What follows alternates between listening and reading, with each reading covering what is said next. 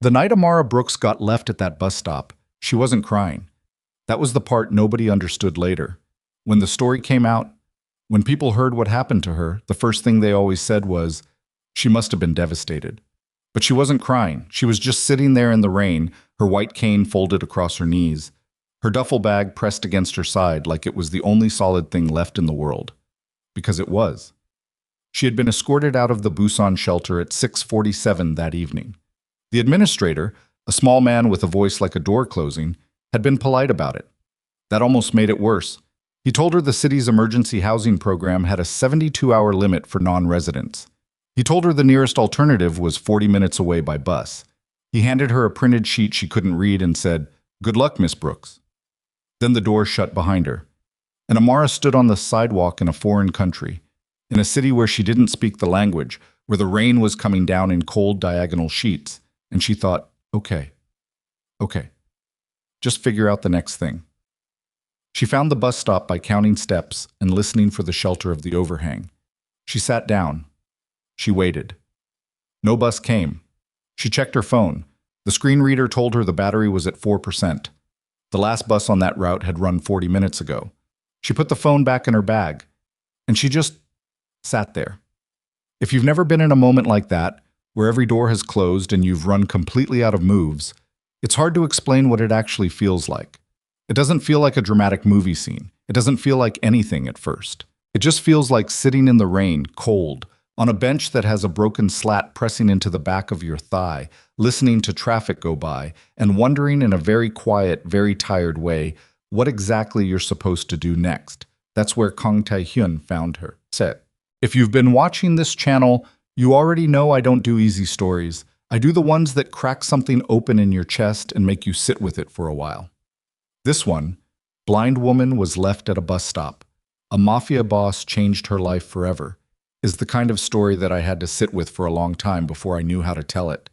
Because it's not just about what happened, it's about what it means when someone chooses to stop. When the most unlikely person in the world is the one who actually sees you. If this is your first time here, welcome. Hit that subscribe button so you don't miss any of our stories, because we drop new ones every week, and some of them will stay with you for days. If you've been here before, you know what to do. Hit that like button right now and drop a comment below telling me what city or country you're watching from. I want to see how far this story travels. All right, let's go. Kang Tae-hyun was 39 years old, and he had not done a single impulsive thing in 11 years. That was not an exaggeration. It was, in fact, the core of his survival strategy. Every decision, who he trusted, who he promoted, who he cut loose, went through the same cold internal process that had made him the most feared crime boss in the Korean underworld by the time he was 31. He didn't act on instinct. Instinct got people killed. He acted on information, on calculation, on the kind of patience that made other men's hands shake just sitting across a table from him. So when his convoy of 3 black SUVs was moving through the rain-slicked streets of Busan at 9:23 on a Tuesday night, following a route his security team swept twice every week for variables, Tae-hyun was not supposed to notice a woman sitting at an abandoned bus stop. He noticed her anyway. It wasn't that she was dramatic about it. She wasn't flailing, wasn't calling out, wasn't doing anything that should have registered to a man whose eyes had been trained to scan for threats, and only threats. She was just still, in a way that the rest of the wet, moving city wasn't.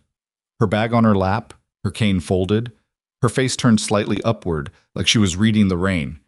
Tae-hyun pressed the intercom to the front seat. "Stop the car." His head of security, Park Jin-soo, a man who had not been surprised by anything in 17 years, turned around slowly. "Sir?" "Stop the car." Jin-soo stopped the car. In the 2 vehicles behind them, 6 armed men sat up straighter, hands moving toward weapons by reflex. Nothing in the route profile had flagged this intersection. Nothing in the threat assessment indicated an ambush. But they had learned, all of them had learned, that when Kang Tae-hyun stopped, you didn't ask questions until after. Tae-hyun was already opening the door. "Sir," Jin-soo started, "stay here." He said it the way he said everything, flat, without the particular inflection that invites argument. He got out into the rain without an umbrella. He crossed the sidewalk in 12 steps.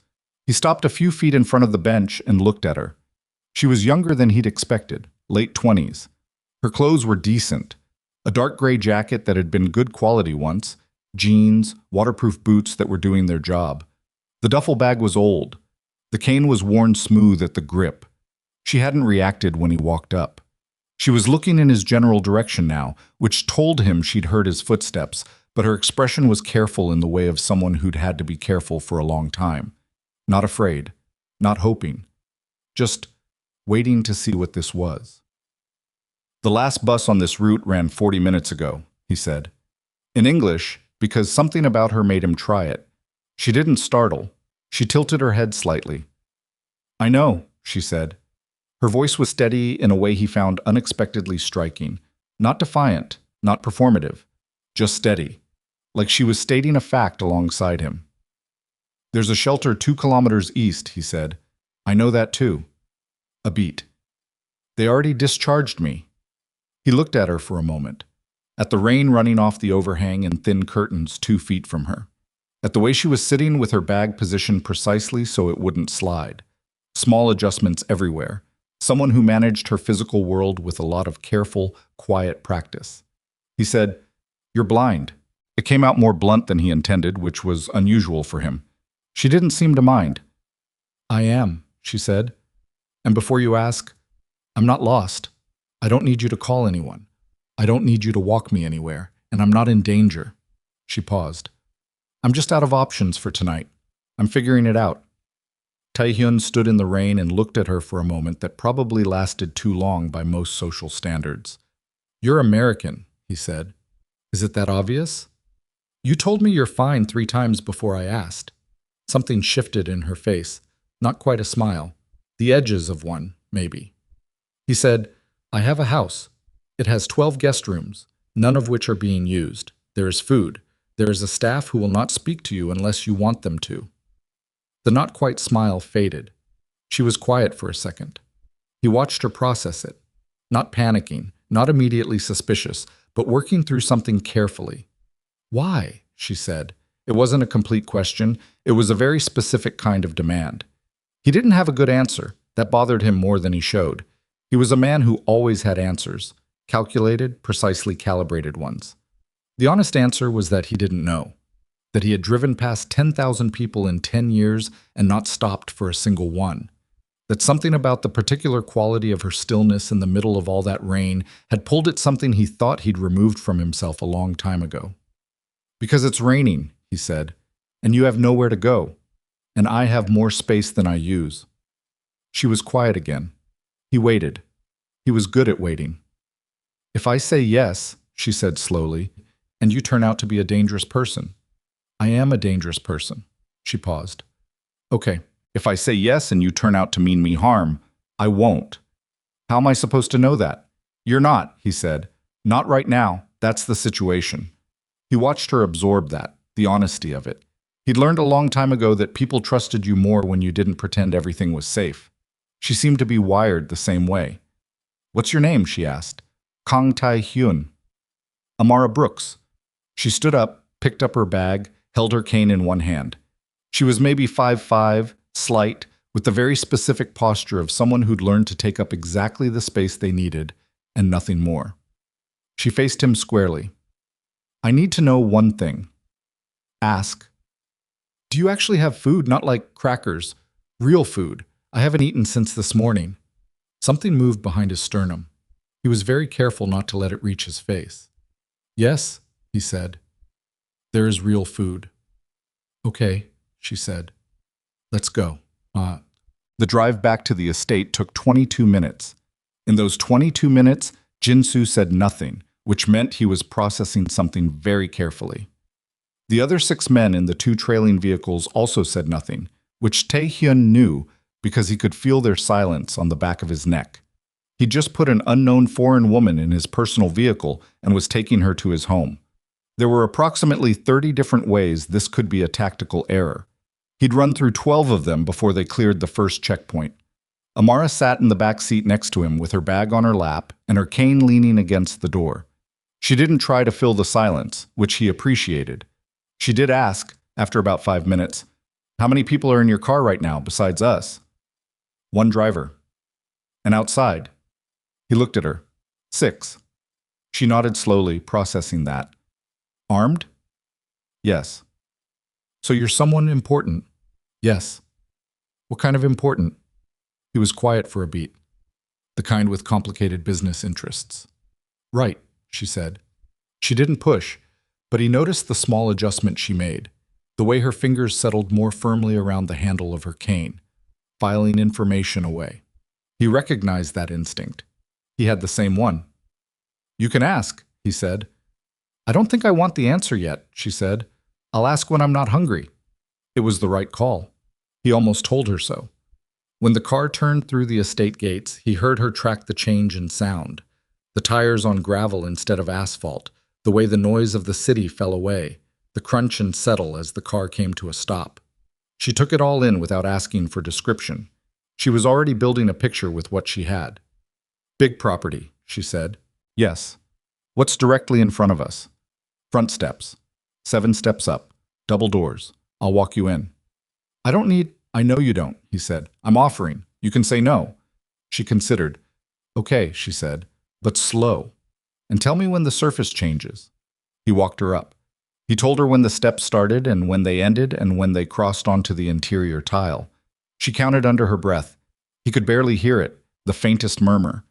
And when they stopped in the entry hall, she turned 45 degrees precisely, and he realized she was orienting by the air movement from the vents near the door. His housekeeper, Mrs. O, appeared from the hallway. She took one look at the situation, and her face performed a complex series of adjustments, but she had worked for Tae-hyun for 9 years, and she had learned, the same way everyone in this house had learned, not to express surprise out loud. Mrs. O will show you to a room, Tae-hyun said. There will be food in 20 minutes. Whatever you want, she can accommodate. I eat anything, Amara said. She'll bring options. Amara nodded, then unexpectedly, thank you. Simple.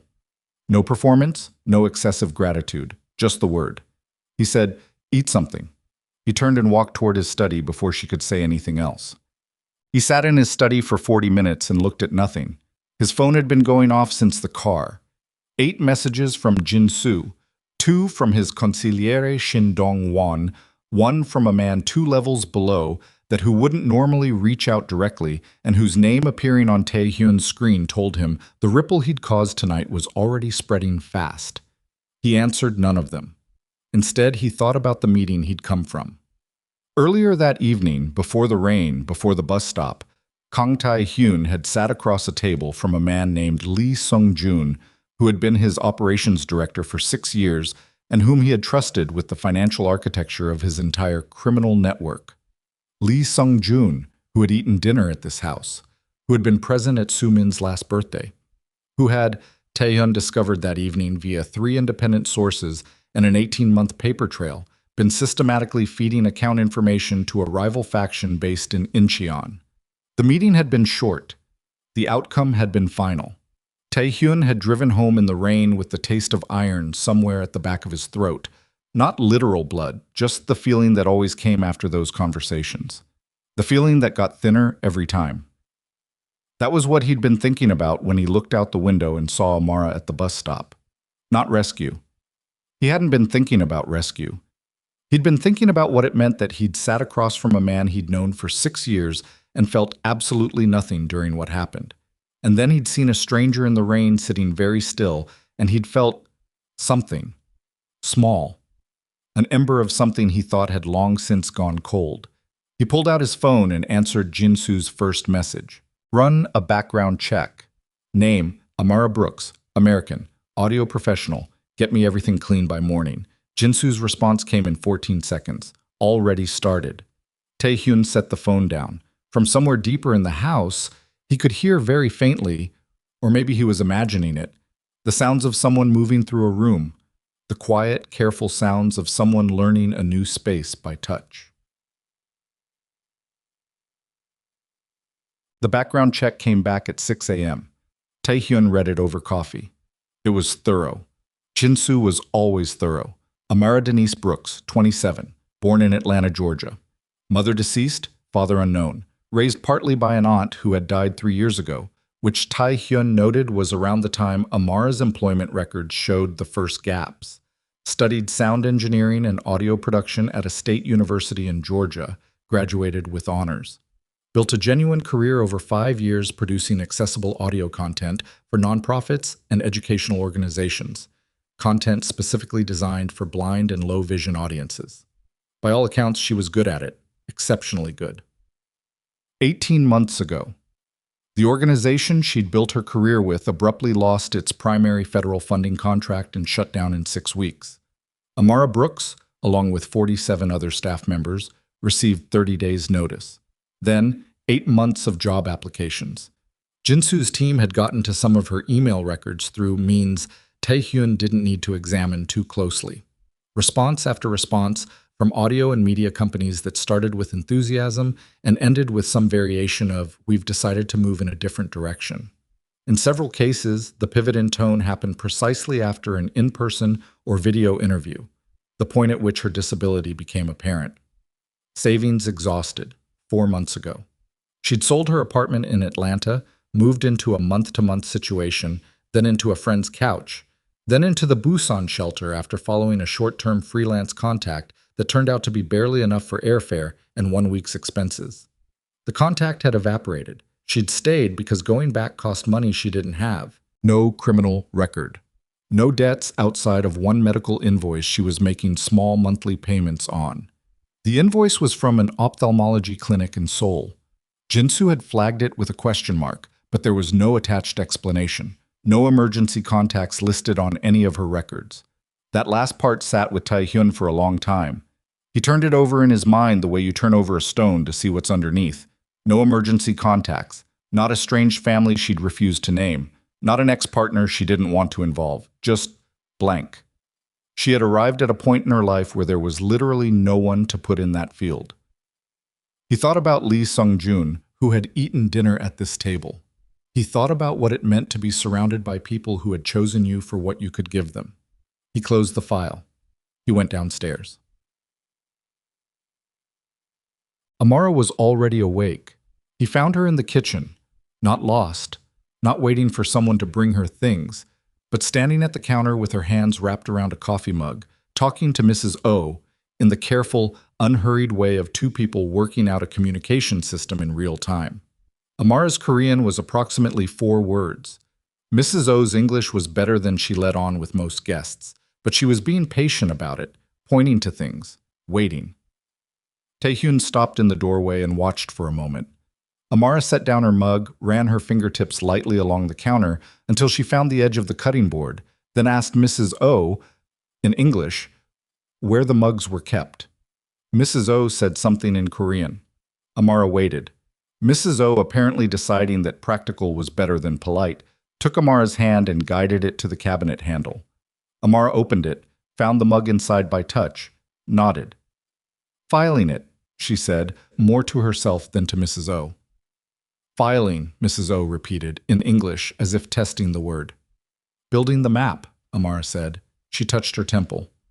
"So I don't have to ask twice," Mrs. O said, in Korean, something that Taehyun translated internally as humph, practical.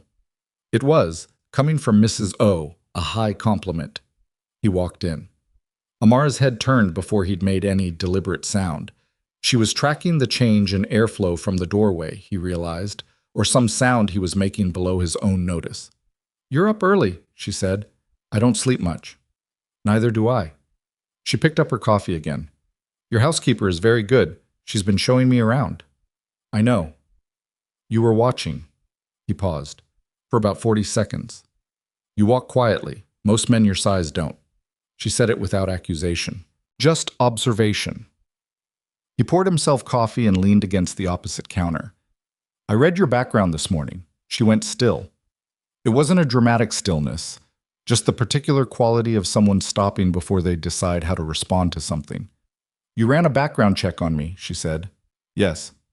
"Before or after you invited me here?" "After, in the car." She was quiet for a moment. He waited. "Okay," she said finally. "And?" "And nothing alarming."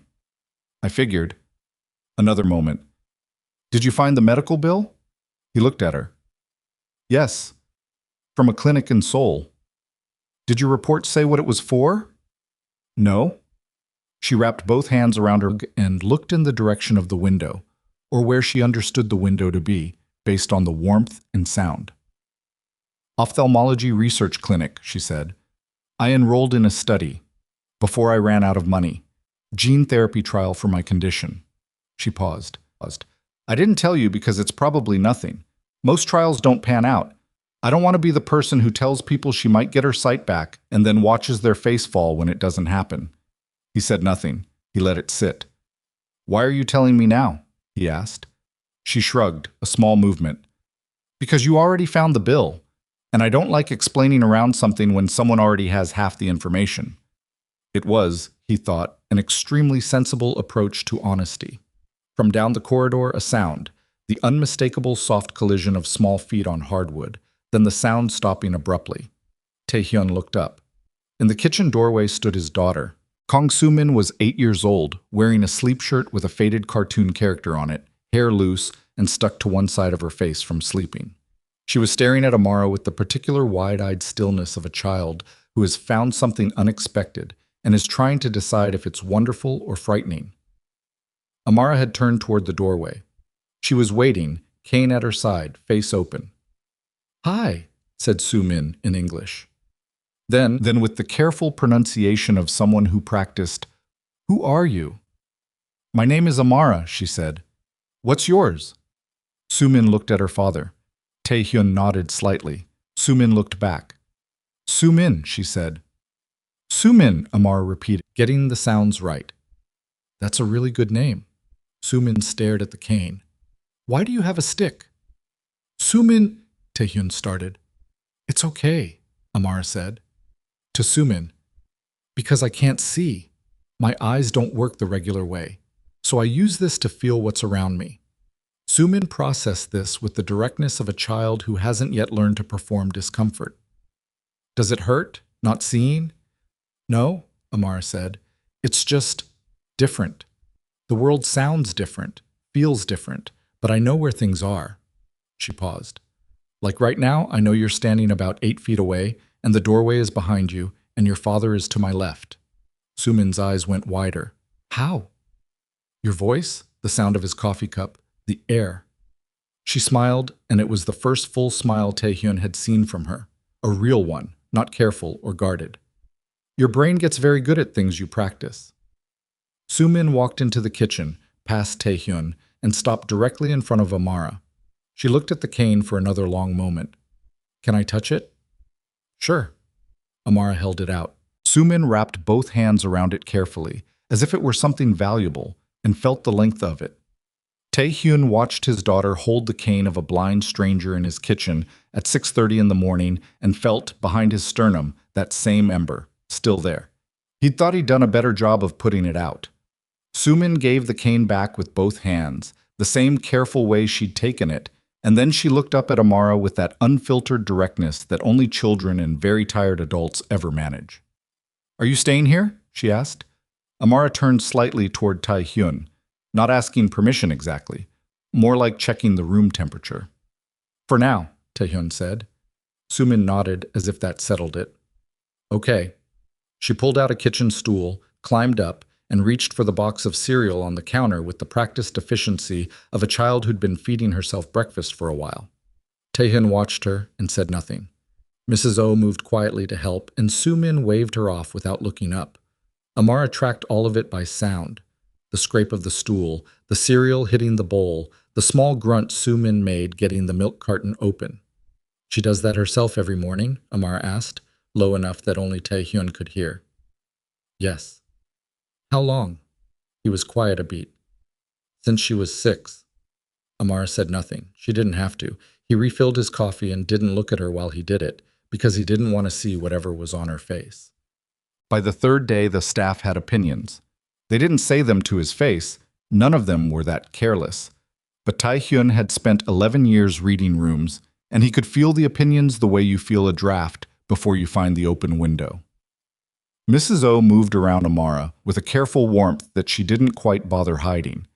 2 of the younger household staff had started leaving small things near Amara's usual spots in the morning. A mug already on the counter, a chair slightly pulled out from the table. Adjustments made without being asked, which meant they'd been watching how she navigated and decided quietly to help. Jinsu had not adjusted anything. Jinsu stood in doorways and watched Amara with the flat professional attention of a man calculating risk, which was his job. Taehyun didn't fault him for it. What he did fault him for was the conversation on the third morning. It happened in the East Corridor, outside Taehyun's study. Taehyun had come out to get a document from the hall cabinet and found Jinsu already there, which told him Jinsu had been waiting. "Talk," Taehyun said. Jinsu said, without preamble, "She's been in contact with someone." Taehyun went still. Not visibly. He never went visibly still, but something inside him stopped. "Her phone?" he asked. "Her phone battery died the night you brought her here. She hasn't charged it, but she asked Mrs. O for access to the household tablet 2 days ago. Said she needed to check something with her screen reader software." "And?" Jinsu held out a printed summary. "She sent one email to a freelance audio firm in Busan she'd worked with briefly. She was checking if they had any available work." He paused. "That's it, one email. Asking for a job." Taehyun looked at the paper. Then he looked at Jinsu. "That's what you're bringing me," he said. "She's a foreign national living inside your estate with no documented reason to be here." "No, she has a reason. I invited her." "You invited a stranger you found on a street corner, sir." Jinsu's voice was professional, flat. He was not being insubordinate. He was being precise, which was sometimes more aggravating. "After a night when we had a significant internal security event. The timing is rain and bad luck." Taehyun handed the paper back. "She sent one email asking for freelance audio work, Jinsu. She's broke, and she's trying to solve that. That's not a threat profile." Jinsu was quiet for a moment. Then, "What is she then?" It was a real question. Taehyun knew that. He also knew he didn't have an answer that would satisfy Jinsu, because the only honest answer was, "I don't know yet." And that was not the kind of answer that his head of security was built to accept. "She's a guest," Taehyun said. "Act accordingly." He went back into his study and closed the door. He sat at his desk for 10 minutes without opening anything. The question Jinsu had asked sat in the room with him. What is she then? Not a threat, not an asset, not family, not staff, not a liability he'd acquired through business. She was a 27-year-old woman who'd been rained on and abandoned and who ate whatever Mrs. O put in front of her without complaint, and who had started teaching his daughter to identify household objects by their sound alone because Soo-min had asked her to. He didn't have a category for that. He'd built his whole architecture of survival on categories. The fight, if you could call it that, because it was less a fight than a controlled detonation, happened on the fourth evening. It started, the way the worst ones always do, with something small. Taehyun came home later than usual. There had been a meeting in the Port District, a renegotiation of territorial agreements with a faction from Daegu that had recently lost its own leadership and was consequently disorganized and desperate, which made them more dangerous rather than less. He'd been dealing with that all day, which meant by the time his car came through the gate, it was past 9, and he was carrying the specific kind of exhaustion that had nothing to do with being tired and everything to do with spending 8 hours in rooms where every word meant 3 other things. He came through the front door and stopped. From down the hall, from the direction of the sitting room, he could hear voices. Soo-min's, high and animated. Amara's, lower, patient. And then a sound he didn't expect, Soo-min laughing. Not the polite, contained sound she usually produced when adults told her something was funny. A real laugh. The kind that came from the stomach. He walked toward it without deciding to. In the sitting room, Soo-min was lying on her stomach on the floor with her chin in her hands, and Amara was sitting on the couch with a tablet propped on her knees, earbuds in one ear, working on something. The floor between them was covered in what appeared to be every throw pillow the room contained, arranged in a pattern that only made sense to the two of them. "What is this?" Taehyun asked. Soo-min looked up with the expression of someone who has been caught in the middle of something extremely good. "It's a sound map," she said. "Amara made one of the whole house. We're making one of the sitting room. You have to close your eyes and find the couch." He looked at Amara. Amara was pulling one earbud out, her expression neutral in the careful way that meant she was reading the room. The pillows are landmarks, Amara said. She designed the layout. I close my eyes and walk? Taehyun asked. That's the game, Sumin confirmed, very seriously. He looked at his daughter, on the floor, pillow-flushed and bright-eyed at 9:15 on a school night. He looked at Amara, who was waiting without the anxious quality of someone who expected to be told to put everything back. Not tonight, he said. It's late. Sumin, school tomorrow. Sumin's face shifted. She didn't argue. She'd learned not to argue with that particular tone. But she started gathering the pillows with the sullen efficiency of a child lodging a protest through housekeeping. Amara started to stand. You don't have to, he started. It's fine, she said. She needs to sleep. There was nothing wrong with what she said. It was agreeable, cooperative. He didn't know why it irritated him. Maybe it was the 8 hours of talking to men who'd been agreeable and cooperative while planning to take pieces of what he'd built. Maybe it was something else. She's been like this for 4 days, he said, and he heard the edge in his own voice, which he hadn't fully intended. You have her up late every night. Amara paused. She had one hand on the arm of the couch, orienting herself before she stood. She's been coming to find me, she said, evenly, not defensive. She's 8. I know how old she is. Then you know she doesn't always understand. She understands a lot, Amara said, still even. But something had shifted underneath it, a quality that Taehyun recognized because he had it himself.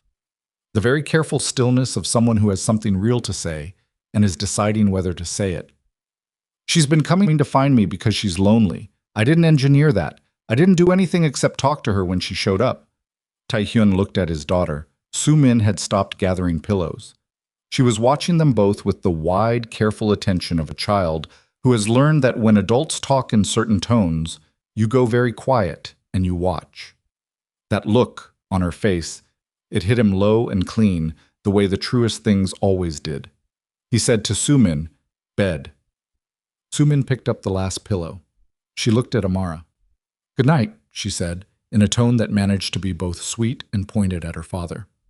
"Good night, Sumin," Amara said warmly. Sumin left. Her footsteps went down the hall and up the stairs. Silence came back into the sitting room. Amara stood. "I should—" "Sit down," he said. Then, "Please." She sat. She set her cane across her knees and waited. He sat in the chair across from her and looked at the middle distance for a moment. There were things he needed to say that he didn't have the right architecture for. He'd spent 11 years building sentences that were precise and closed and left no room for negotiation, and that worked very well for the life he ran, and it was completely useless right now. "Her mother died 4 years ago," he said. Amara didn't respond immediately. She let it land. "Mrs. O mentioned," she said, quietly. "She doesn't—" He stopped, started again. "She doesn't talk about it. She doesn't ask about it. She just compensates. She's been compensating for 4 years. She's very good at it." He could hear what his voice was doing and he couldn't stop it, the particular flatness of someone describing a wound they've decided not to feel. "I didn't know she was lonely. I knew she was quiet. I thought that was adjustment," Amara said. "Yes. It is. It's also lonely." She wasn't being unkind about it. She was being precise. The same thing, from her, that Jinsu's precision was from him. The language of someone who'd learned that accuracy was kinder than comfort. The two can be the same thing for a long time before anyone notices. He was quiet. Outside, the coast wind had picked up. He could hear it moving through the grounds, that particular low frequency that came off the water. "I know I'm a stranger in your house," Amara said. "I know the situation is—" She paused, chose a word. "Unusual. I'm not trying to insert myself into anything that isn't mine, but she came to me and she needed someone to talk to, and I talked to her. I can stop if you want me to." He looked at her. She was sitting straight, cane on her knees, face open, not asking for approval, just stating clearly that the choice was his and she'd accept it. "No," he said. "Don't stop." She nodded. He stood. He was almost at the door when she said, "You're not actually angry about the late nights." He stopped. "I know," he said. He didn't turn around. "Okay," she said. "Good night." He went down the hall. Behind him, the sitting room light clicked off. and he heard the soft sound of her cane on the floor as she found her way to the corridor. The call came on the fifth day. Taehyun was in the middle of a meeting. 4 men around his office table, territorial maps on the screen, the kind of meeting that required his full architecture, when his personal phone vibrated with an incoming call from a number he didn't recognize. He would normally have ignored it. He didn't know why he excused himself. He took it in the corridor. "Mr. Kang." The voice was professional, measured, with the particular quality of someone making a call they'd been preparing for. "My name is Dr. Park Seo-yeon. I'm calling from the Hanyang Ophthalmology Research Institute in Seoul. I'm looking for a woman named Amara Brooks. I was given this number as a secondary contact." Taehyun stood very still in the corridor. "Secondary contact," he repeated. "Yes. The primary contact number is no longer in service. When we enrolled Ms. Brooks in our gene therapy trial 18 months ago, she listed the general inquiry line for the Hansung Grand Hotel as her secondary emergency contact." A pause. "The hotel is registered to your holding company, Mr. Kang. Our records department traced it to your personal line. I apologize for the unusual route." He said nothing for a moment. He was processing several things at once. The name of the hotel, which was a property he'd acquired as part of a portfolio deal 6 years ago and which he'd never physically visited, the 18 months of time between enrollment and now. And the fact that Amara had listed a luxury hotel owned by a man she'd never met as the closest thing she had to someone to call. "What do you need to tell her?" he asked. "I'd prefer to speak directly with Ms. Brooks, if possible." "I understand that. Tell me what it is and I'll bring her to the phone." A short pause from Dr. Park. Then, deciding, "The trial results have come in for her cohort. Ms. Brooks's retinal scans show a response pattern that is..." Another pause, more careful this time. The pause of someone choosing words with the precision of someone who'd given both good and bad news and knew exactly what each kind felt like in a sentence. "Significantly beyond our baseline projection, we need her to come to Seoul for an in-person evaluation as soon as possible." Taehyun stood in the corridor outside his meeting and absorbed this. "How soon?" he asked. "This week, if she's available. The evaluation window is important." "I'll bring her," he said. Silence from the doctor. "Mr. Kang, I'm not sure you..." "I'll bring her. She'll be in Seoul by Thursday." He hung up. He stood in the corridor for a moment. The murmur of his meeting came through the office door, the 4 men inside talking among themselves, waiting. He had not thought, when he picked up an unknown call, that it would produce something like this. He had not thought, when he stopped the car 5 days ago, that any of the subsequent events would follow. He pushed open the office door. "We're done for today," he said. The 4 men looked up. "Something's come up. Same time Friday." He was already moving to his desk to close the maps on the screen. "Jinsu will see you out."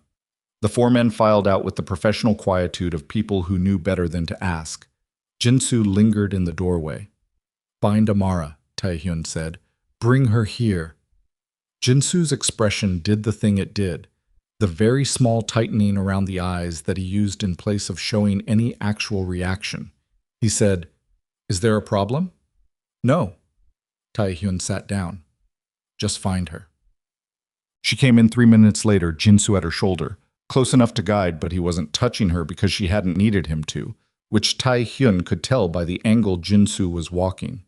Amara's cane found the edge of the office doorway, and she stepped in without slowing, already reading the room. "You wanted to see me," she said. "Close the door." She pushed it closed behind her. She found the chair across from his desk by a combination of memory and the soft sound of the chair legs on the rug, and sat down. He looked at her, at the way she held herself in a room she'd only been in once before. Settled, attentive, her cane a quiet anchor in her right hand. "I got a call," he said, "from a Dr. Park Seo-yeon at the Hanyang Ophthalmology Research Institute in Seoul." He watched her face. Something happened to it. Not panic, not elation. More like a held breath becoming an actual breath stopped halfway. "They found me here?" she said. "They found the hotel. I own it. They traced it to me." He watched her absorb that. "They listed me as a secondary contact." "I know." Her voice was very careful. "I listed the hotel 18 months ago. I thought..." She stopped. I thought no one would ever actually need to call. Someone needed to call. She pressed her lips together for a moment. Then, what did they say? It wasn't quite a question. It was someone preparing themselves. The trial results came in for your cohort, he said. Your retinal scans show a response that's significantly beyond their baseline projection. He kept his voice level because he could hear what her breathing was doing, the shallow, controlled quality of someone who has been disappointed so many times that hope has become a thing they carry with extreme caution. They want you in Seoul this week for an in-person evaluation. Amara sat very still. The coastline wind moved somewhere outside the window. The office ticked quietly. Significantly beyond baseline, she said. That's what she said. That could mean a lot of things. It could. She looked down, at her lap, at the cane. He could see the specific tension in her hands, the tight grip that comes not from anger, but from the physical effort of holding something very fragile very carefully. I don't want to go and find out it's nothing, she said. It came out low and stripped of any pretense. I've been through that, with other things. You build yourself up and then… She stopped. It's a very specific kind of damage, going through that. I know. She looked up, and for the first time since she'd arrived in this house, Tae-hyun saw something in her face that was not controlled, not careful, not managed. Just the raw thing underneath all the steadiness. Fear, simple and real and human. Come with me, he said. She blinked. What? To Seoul. Thursday. I'll take you. We go together. You don't have to… I know I don't. She was quiet for a long moment. Her hands slowly eased on the cane. You drove all the way from Seoul to Busan for business interests, she said slowly. You run, whatever you run, and you're offering to drive back to Seoul to sit in a hospital waiting room. Yes. Why? He thought about Jinsu in the hallway, asking him the same question 5 days ago. What is she then? He'd said guest because he'd needed a word, but it hadn't been the right one and they'd both known it. Because no one put their name in that box for you, he said. So I'm putting mine there now. Amara's jaw shifted. She looked away, toward the window, or toward where she understood the window to be. Outside, the sea was doing whatever the sea did, enormous and indifferent and constant. When she looked back, the fear was still in her face, but there was something else next to it now. Okay, she said. Her voice was rough at the edges. Okay, Thursday. Tae-hyun nodded. He reached for the phone to call Jinsu about the arrangements and then stopped, because down the hall he could hear footsteps, small, running, and then Soo-min's voice calling Amara's name in the particular way she'd adopted over the past 5 days. That easy familial call with no deference in it at all, just assumption of welcome, and then the office door was pushed open and Soo-min was in the doorway in her school uniform, backpack on, looking between the two of them with the quick reading instinct of a child who'd been watching adult faces for 4 years. What happened? Soo-min asked. Nothing bad, Amara said immediately. Come here. Soo-min crossed the room and stopped next to Amara's chair. Amara put one hand on her shoulder, the easy, natural placement of someone who'd learned the child's exact height by feel. Tae-hyun watched his daughter lean, slightly, into that hand. The small, unconscious gravity of it, the way Soo-min was doing it without even knowing she was doing it. He looked away. He picked up the phone and called Jinsu. We need a hotel in Seoul for Thursday, he said. 2 rooms, and call Dr. Park Seo-yeon at the Hanyang Institute. Tell her we'll be there Thursday afternoon. From across the desk, he heard Amara murmuring something low to Soo-min. He heard Soo-min ask, Will you come back?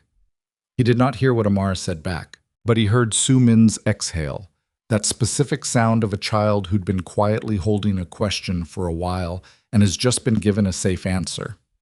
Outside, the Busan coast went on doing what it always did, loud and cold and completely unconcerned with any of it. Inside in the office, in the 5 days of accumulated weight of a decision he'd made on a rainy street corner for reasons he still hadn't fully cataloged, Kang Tae-hyun felt the last of the architecture he'd built around himself, developing a crack he hadn't planned for and couldn't now stop. The call from Seoul had just made every choice he'd made in the last 5 days impossible to take back. The drive to Seoul took 4 hours and 20 minutes. Tae-hyun had made the trip hundreds of times. He knew every section of the highway, every place where the traffic thickened, every stretch where the mountains came close to the road on both sides, and the sky narrowed to a strip. He had made this drive after meetings that went wrong, after deals that went right, after the night his wife collapsed and the hospital called and he sat in the back of the car with his phone in his hand, not knowing yet that by the time he arrived, there would be nothing left to arrive for. He knew this drive. It had never felt as long as it did on Thursday morning. Amara sat in the back seat beside him. She'd been awake before anyone else. Mrs. O had found her in the kitchen at 5:15, already dressed, her bag packed, sitting with a cup of tea she'd made herself. When Taehyun came down at 6, she was in the same place, same posture. And the cup was empty and she was very still in the way she got when she was managing something internal. She didn't talk much on the drive. Neither did he. Jinsu was in the passenger seat and kept his eyes on the road and his thoughts to himself, which Taehyun noted with something close to gratitude. Around the second hour, when they'd cleared the coast and the flat gray of the highway had settled into its rhythm, Amar said, "Tell me something about where we're going." "Seoul." "I've been to Seoul once. I didn't see much of it." "A beat." "Tell me something I wouldn't know." He looked out the window. "The Han River is wider than most people expect the first time they see it. You think of a river, and you think, a river. The Han looks like someone tried to make an inland sea and ran out of ambition halfway." She was quiet for a moment. "What else?" "The city is loud in a specific way. Not like Busan. Busan is loud horizontally. It spreads out, rolls off the water. Seoul is loud vertically. It comes from above you and below you at the same time. The subway runs under everything, and you can feel it even when you can't hear it." Amara was listening with her head slightly tilted, the way she did when she was building something. "And the institute?"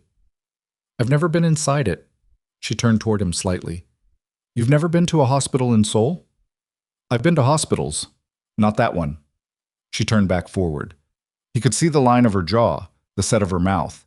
She was not going to ask what he was afraid of, and he was not going to volunteer it, and they both understood this arrangement without negotiating it. They drove another 40 minutes in silence that wasn't quite comfortable and wasn't quite not.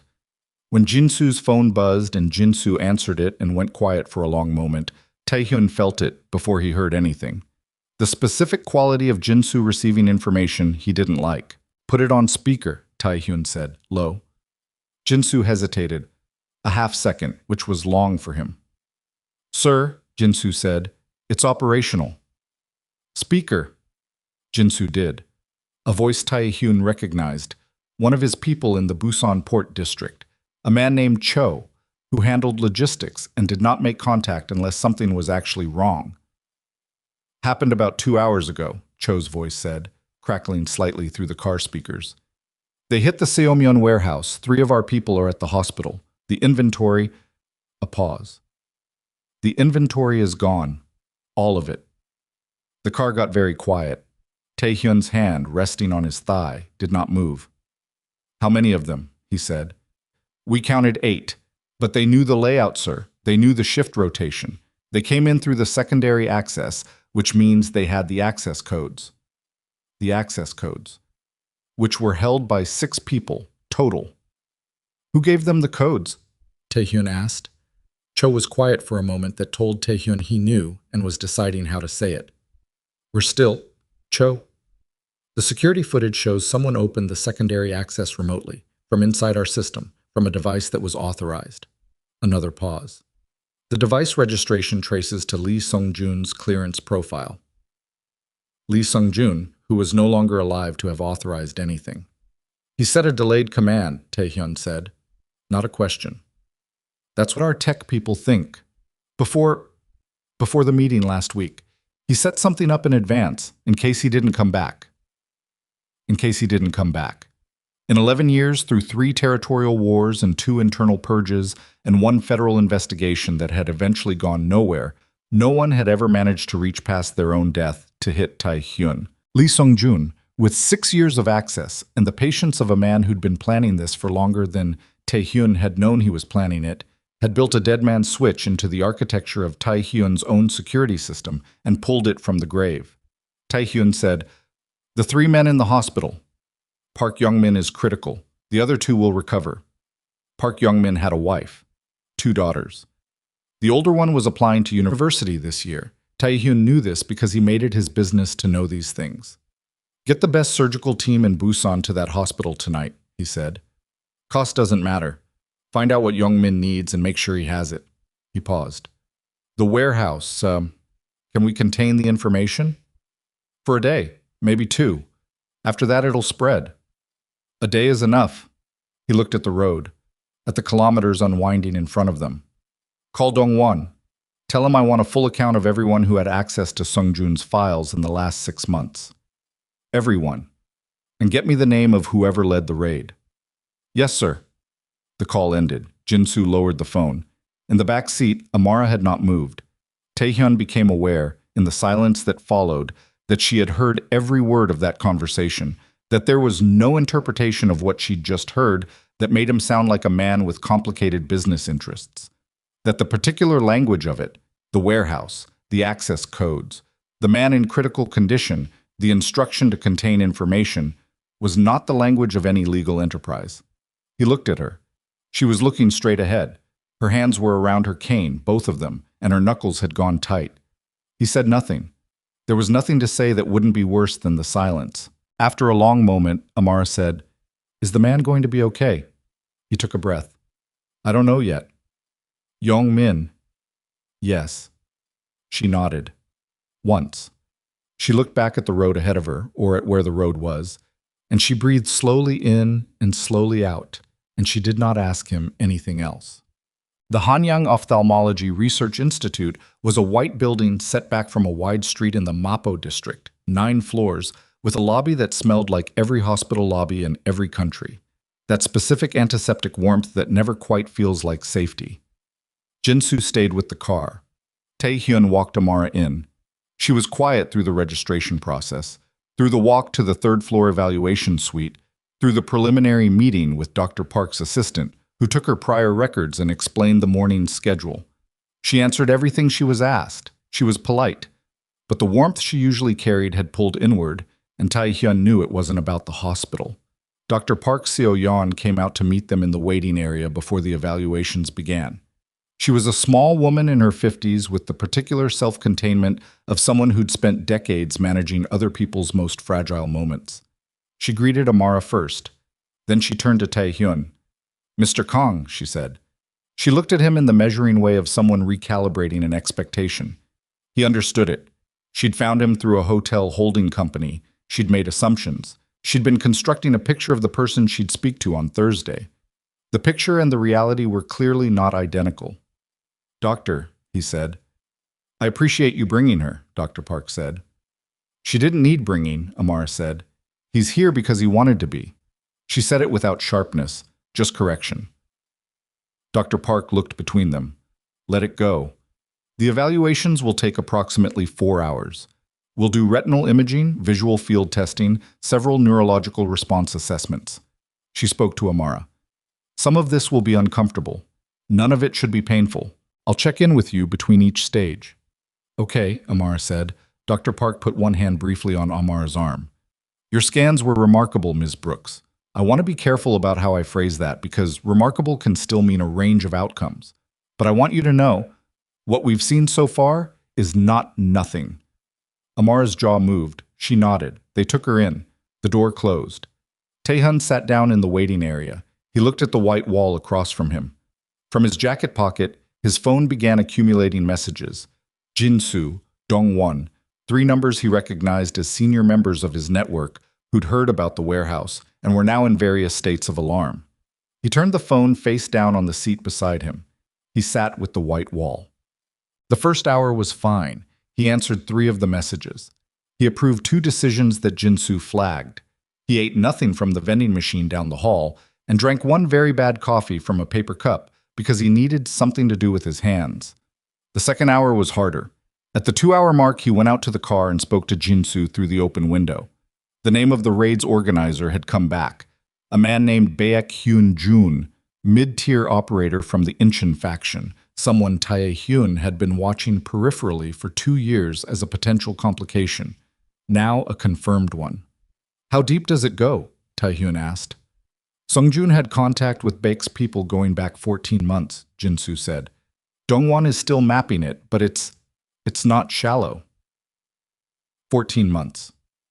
Lee Sungjun had been sitting at his table for 14 months with a different allegiance, had handed him a glass of whiskey at Su Min's birthday while actively dismantling everything Taehyun had built.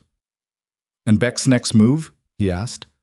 Our read is he'll push on the port agreements now, while you're dealing with the warehouse fallout and your Daegu renegotiation is still open. He's trying to catch you between fronts. Standard. Tactically sound. The kind of move Taehyun himself would have made. Let him think it's working, Taehyun said.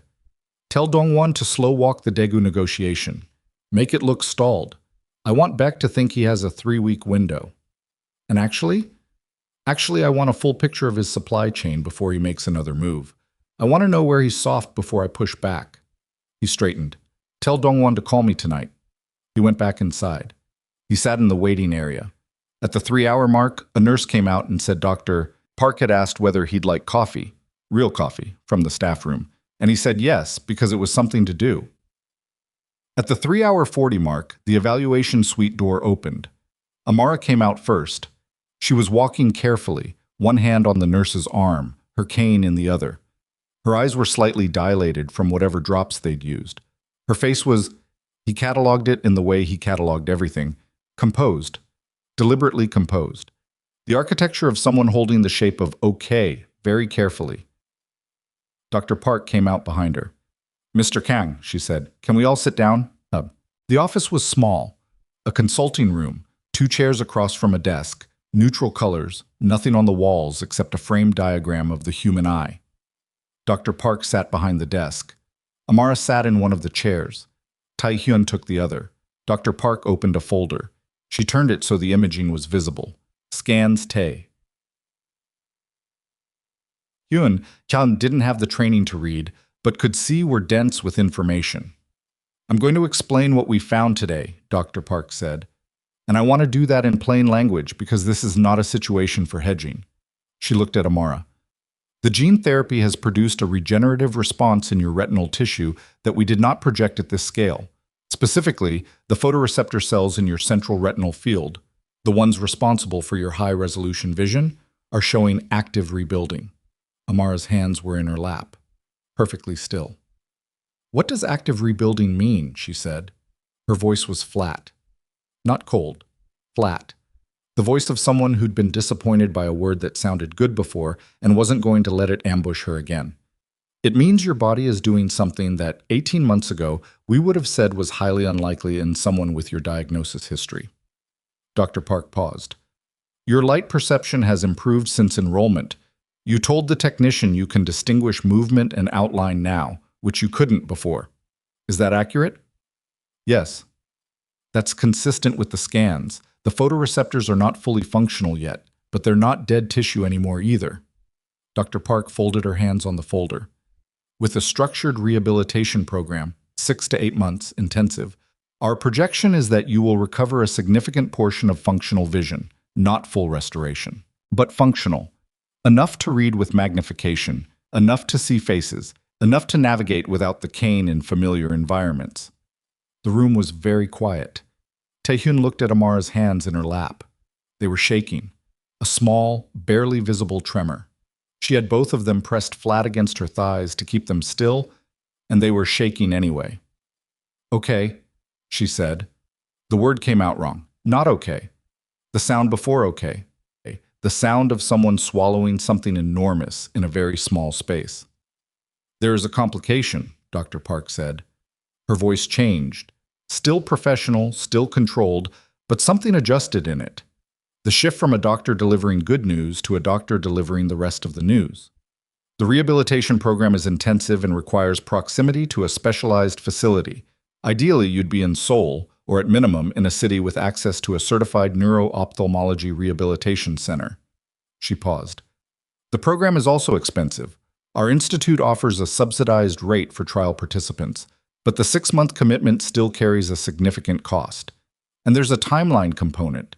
The regenerative response is active now. It won't stay at this level indefinitely. We need to begin the program within 4 weeks, or the window of maximum effectiveness begins to close. 4 weeks, Tae-hyun said before he fully decided to say it. What's the cost? Dr. Park gave him the number. He looked at it. It was significant. Not to him, not to the architecture of what he ran, but significant in the language of what Amara had and didn't have. Covered, he said. Amara's head turned sharply toward him. Stop! It's covered, he said. He said it to Dr. Park, not to Amara. What does she need to do to start within 4 weeks? Dr. Park looked between them. She had done a very good job, throughout this conversation, of not visibly registering the texture of the situation. She did the same thing now. We'll put together a formal enrollment package, she said. There are medical and logistical documents to complete, and we'll need a confirmed address, a rehabilitation residence in Seoul, or evidence of accessible housing nearby. I'll take care of the housing, Tae-hyun said. Stop. Amara's voice had changed. It had an edge in it now, not the careful evenness she usually wore.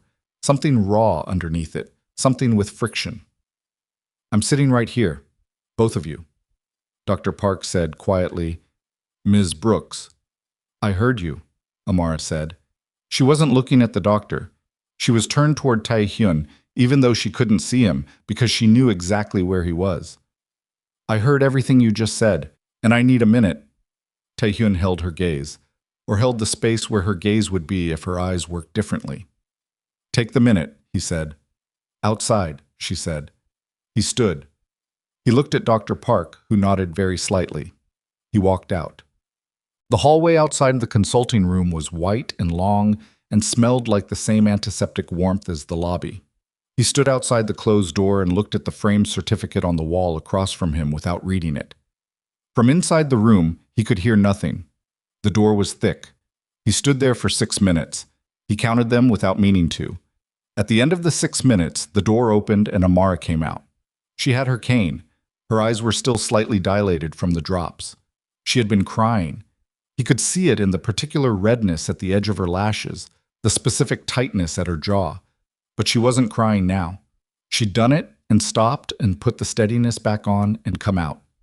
She stopped a foot away from him. She knew exactly where he was. You can't pay for this, she said. I can. That's not the same as should. Her jaw was set. I don't know you. I've known you for 6 days. You can't just decide to. I know. He kept his voice level. I know I can't. I know it doesn't make sense by the rules of how things are supposed to work. You're a stranger, and I'm. He stopped briefly. What I am, I know. Then why? Because the window is 4 weeks, he said. And you have nothing in 4 weeks that gets you through that door on your own. And I have the thing that opens it. She pressed her lips together. Her hands on the cane were tight again. It's not a loan I can pay back, she said.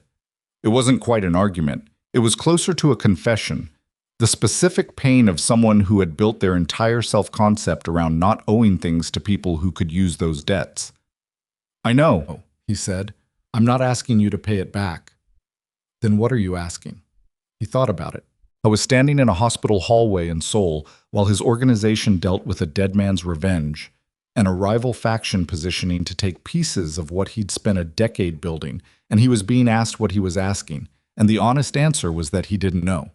He had stopped a car on a rainy street for a reason he still hadn't been able to name. He had sat in a waiting room for 4 hours for a reason that was clearer than that, but still not fully formed. He said, I'm asking you to let someone help you. That's all. Amara stood in the hallway. The light from the overhead panels caught the moisture at her lashes. She breathed in and out, slow, controlled. If this goes wrong, she said, if I do this program and the results don't hold, or if whatever you are catches up with you in a way that makes this situation, she searched for the word, unsafe, for Sumin. If any of that happens, he said, I will tell you immediately, and you will have the ability to leave. Always. That's a hard promise for someone in your position to make. I know, he said. I'm making it. She held for another long moment. He could see the calculation behind her face, not the careful social calculation of someone weighing politeness, but the real one, the deep one. The kind of calculation that happens when you've had the ground taken out from under you enough times that you've learned to check everything before you put your weight on it. Okay, she said finally, the same way she'd said it in the rain. Stripped down, just the word. He turned toward the consulting room door. That was when Jinsu's call came through. Not a message. A direct call, which Jinsu only did when waiting was not an option. Taehyun looked at the screen, excused himself 3 steps down the hallway, and answered. Beck moved faster than we thought, Jinsu said. I was using the voice that didn't carry. Low, clipped, each word selected. He's not going after the port. He went after our legal architecture. Someone inside the Busan District Prosecutor's office got an anonymous package 2 hours ago. Financial records, 12 years of them. The hallway went very cold. From Sungjun's files, Taehyun said. Has to be. Nobody else had that layer. 12 years. Not just the recent operations. The deep structure, the shell companies, the property purchases, the legal front businesses that had always been the insulation between what Taehyun ran and what could be proven. Sungjun had built half of that insulation. He'd known exactly where the seams were. Timeline, Taehyun said. The prosecutor who received the package is Kim Jae-won. A pause. He's ambitious. He's been building a case against organized crime figures in the southern districts for 3 years. He will not sit on this. How long before he moves? Our person inside says he already called a briefing for tomorrow morning. Tomorrow morning, which meant Taehyun had tonight. Maybe. Where are you? Jinsu asked. Hanyang Institute, 3rd floor. Silence for exactly 1 second. Sir, we need to go. Taehyun stood in the hallway. He looked at Amara, who was standing where he'd left her, her head slightly turned in his direction, reading the quality of his silence. 12 years of financial records in the hands of a prosecutor who'd been waiting his entire career for exactly this kind of package. Baek Hyunjun had not gone after the territory. He'd gone after the foundation. He'd used Sungjun's last gift to do what 3 years of wars had not managed. He'd put Kang Tae-hyun in the position where the entire legal architecture of his empire could come down, not in battle, but in a courtroom, in documents, in the slow mechanical grinding of a process that didn't care about power or reputation or how feared you were. He lowered the phone. Amara said very quietly, "What happened?" He looked at her, at the dilated eyes that couldn't see him back, at the dried tracks at the edge of her lashes, at the cane in her hands and the bag on her shoulder and the 4 weeks she had and the window that was closing. "I have to go," he said. Something moved in her face. She nodded. Once. "Okay. I'm leaving Jinsu with you. He'll arrange transport back to Busan tonight. Mrs. O will—" "I'll be fine," she said. "I know you will." He stopped. There were things he wanted to say. He had learned a long time ago that the things you want to say in hallways at the worst moments are usually the things you should have said in living rooms when there was still time. "Dr. Park's paperwork. Sign it. I'll have the financial arrangement handled by tomorrow." "You might not be in a position to—" "By tomorrow," he said. "Trust me." Amara pressed her lips together. Something passed through her face that he didn't have a name for. "Go," she said. He was already moving toward the elevator. Behind him, in the white hallway of a hospital in Seoul, a woman who was running out of time inside her own body, stood with her cane in both hands and listened to his footsteps get further away, and did not call after him because she had understood from the very beginning that the man who'd pulled her out of the rain was standing on the edge of something she couldn't see and couldn't fix. The elevator opened. He stepped in. The doors closed. In the 12-second ride down to the lobby, Kang Tae-hyun understood clearly and without comfort that everything he had spent 11 years building was now in the hands of a man who wanted to destroy it. And the only person in the world he did not want to lose trust with was standing on the 3rd floor of a hospital in Seoul, having just agreed to let someone help her for the first time in years. The lobby appeared. The car was outside. Jinsu had already called ahead. The night was going to be very long. The car hit the highway at 9:47 p.m., and Tae-hyun was on the phone before they cleared the first toll. Dong-won picked up on the first ring. That was already information. Dong-won was a man who let calls go to the second ring out of principle, to establish that he was not waiting. That he answered immediately meant he'd been sitting with the phone in his hand. "Tell me everything," Tae-hyun said. The package to Kim Jae-won's office contained transaction records, property filings, and what looks like a partial ledger going back to 2014. Dongwon's voice was controlled but carrying a particular tightness underneath it. The voice of a man who'd been in this organization long enough to understand exactly what 2014 meant. 2014 was the year the current structure had been built. Everything before it was history. Everything after it was what could be prosecuted. It's not everything. Some of the deeper shell architecture isn't in there, but what is in there is enough, Taehyun said. Yes. Jinsu was driving 90 kilometers over the speed limit. The road was dark, and the headlights cut narrow tunnels through it. In the distance, the lights of a city they weren't going to stop at moved past like something glimpsed through a keyhole. The person inside Kim's office, Taehyun said. How reliable? Reliable enough that I'd bet on the timeline. The briefing tomorrow is real. Kim's been waiting for something exactly like this, and he's not going to sit on it. A pause. There's something else. Say it. Kim already knows you're in Seoul. Someone in his network flagged your car at the institute. He knows you were at a hospital in Mapo this afternoon. Another pause, heavier. He's going to read that as you getting ready to run. He wasn't. But Kim Jae-won didn't know that, and more importantly, Kim Jae-won believing it would accelerate his timeline. A prosecutor who thought his target was preparing to leave the country didn't wait for a full briefing. He made calls tonight. How long do we have before he files for a freeze order? Taehyun asked. If he moves fast, and he will, you're looking at 6 hours, maybe 8. 6 hours. Dongwon, the Seo Jae-hyuk account, the one we restructured in January. Silence for a beat. I know what it is. Is it still clean? As far as we know, Sung-joon didn't have that layer. Move the institutional reserve into it tonight, all of it. Do it now, before Kim gets the freeze filed. He calculated as he spoke, running the architecture in his mind the way he'd built it, level by level, knowing where the load-bearing walls were, knowing which floors could come down without taking the building. The legal front accounts, the restaurant group, the logistics company, the 2 media properties, those are already in the package. Let them go. Don't touch them. We're just, Dongwon's voice went careful. We're letting them go. They're already gone. Kim has them. Fighting a freeze on accounts that are already in his documents is just showing him where to look next. He looked at the dark highway. Give him what he already has. Protect what he doesn't. The silence on the line had a particular quality. The quality of a man recalculating everything he thought he understood about how his boss operated under pressure. The reserve, Taehyun said. Tonight, Dongwon. It'll be done in 2 hours, Dongwon said. What about you? If Kim moves to file tonight and you're still on this highway, I'll be in Busan before he files. He checked the time. Make sure of it. He ended the call. He looked at Jinsu's eyes in the rearview mirror. How fast can you get us there? He said. Jinsu's eyes in the mirror didn't change. Watch, he said, and put his foot down. Tab. They made it in 2 hours and 40 minutes. The Busan city lights were coming up over the hills when Dongwon called back to say the reserve transfer was complete, which meant the most critical asset had moved before any freeze could touch it. It wasn't everything. The legal fronts were already in Kim's hands.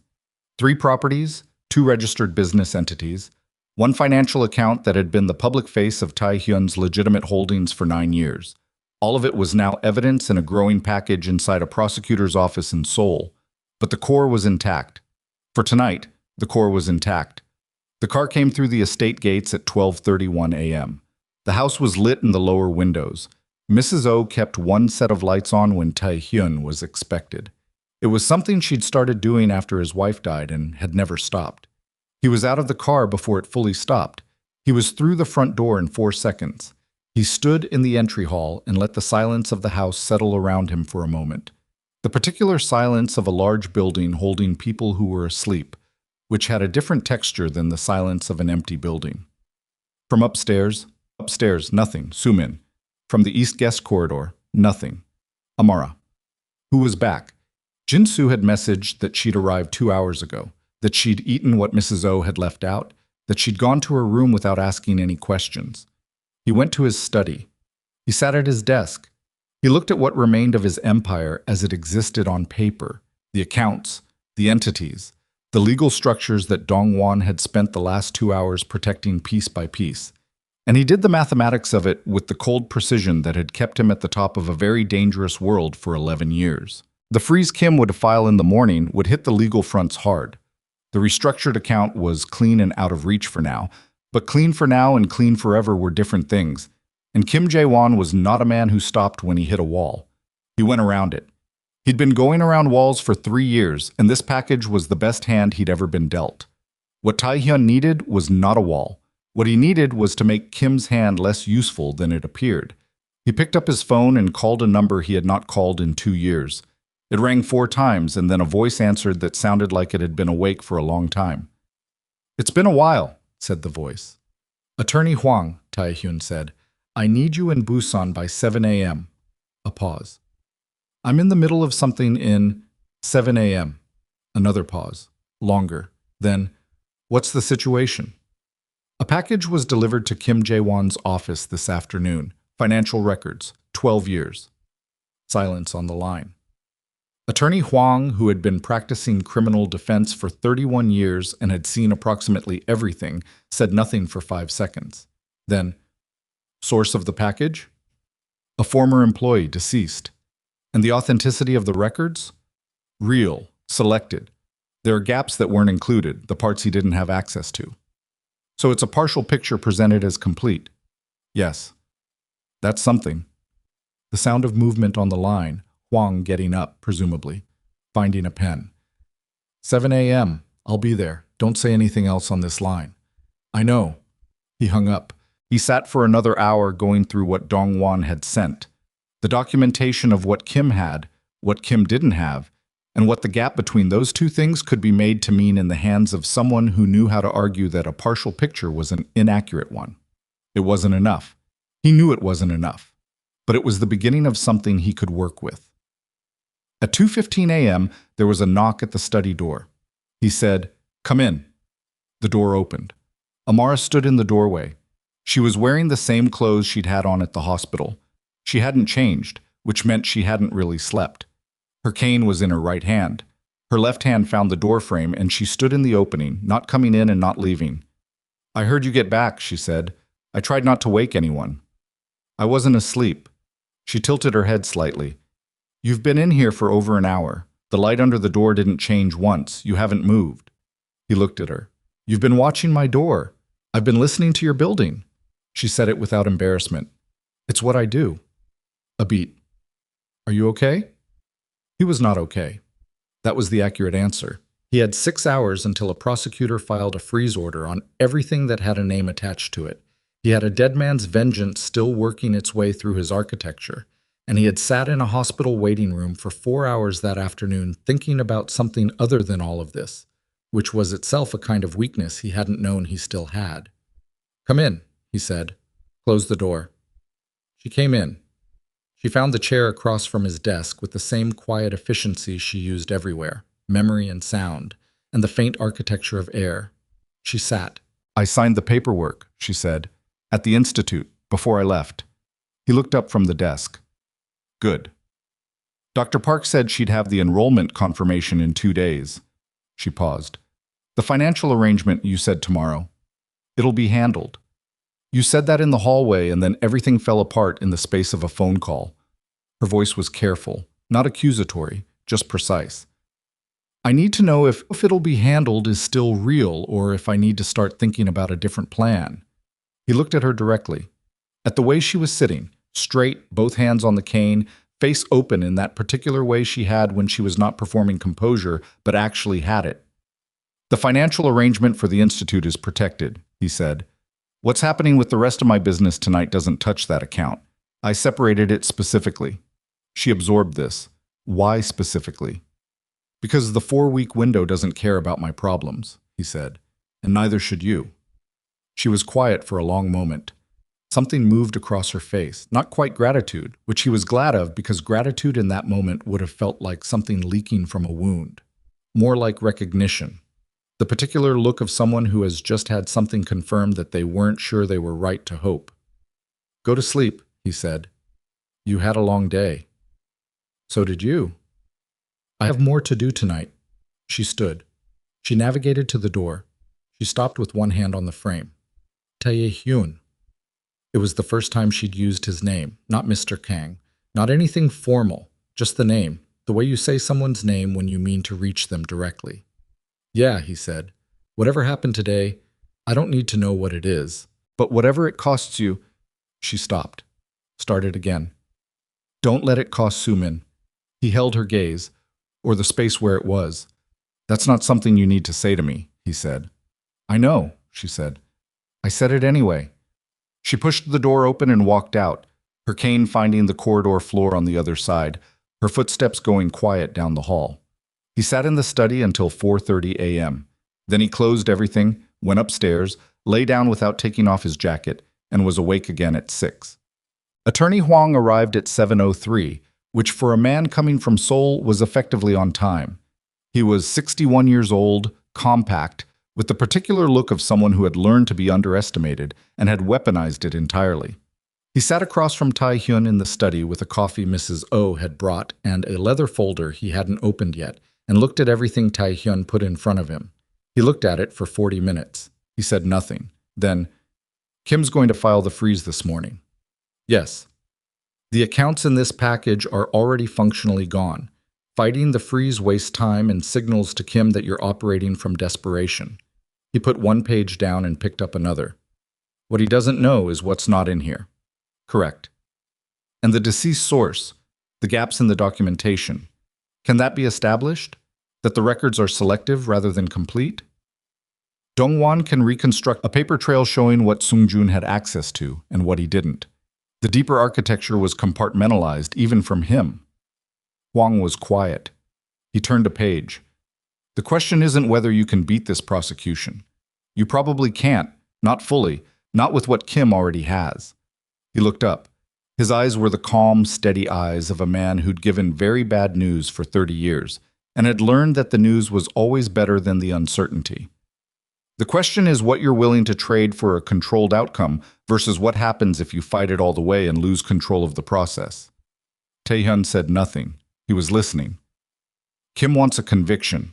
What he'd settle for, if the right conversation happened through the right channels, is a structural concession. Something that lets him claim he dismantled part of the network. Names he can prosecute below your level. Entities he can dissolve publicly. Huang set the folder down. It would have to be real. He's not a man who accepts theater. What are you saying? I'm saying there's a version of this where you survive it by giving Kim enough to make his career without giving him the thing that ends yours. He held Tae-hyun's gaze. And there's a version where you fight him on every front and he gets enough from the documents he already has to make the next 5 years of your life a systematic legal destruction. He paused. I've seen both outcomes. I know which one leaves you standing. Tae-hyun sat with it. He'd built everything on the principle that you never gave anything away.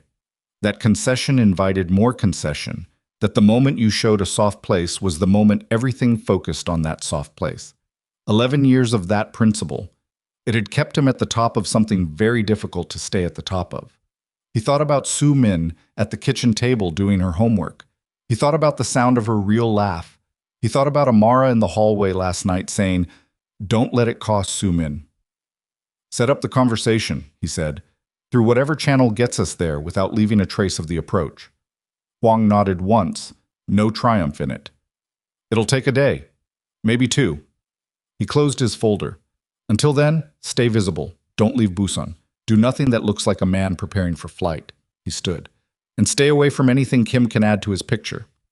Huang left at 9:15. At 9:40, Baekhyun-jun called. Not through intermediaries. Not through the careful layered communication that organized crime operated by. Directly. To Tae-hyun's personal number, which Baek should not have had.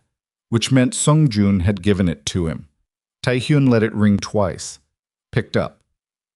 Baek's voice was younger than Tae-hyun expected, mid-30s, with the particular energy of someone who'd spent years watching an opportunity and was now finally inside it. Mr. Kang, I hope I'm not calling at a bad time. You're calling at a bad time, Tae-hyun said. What do you want? A brief pause, processing the directness, recalibrating. I wanted to offer something.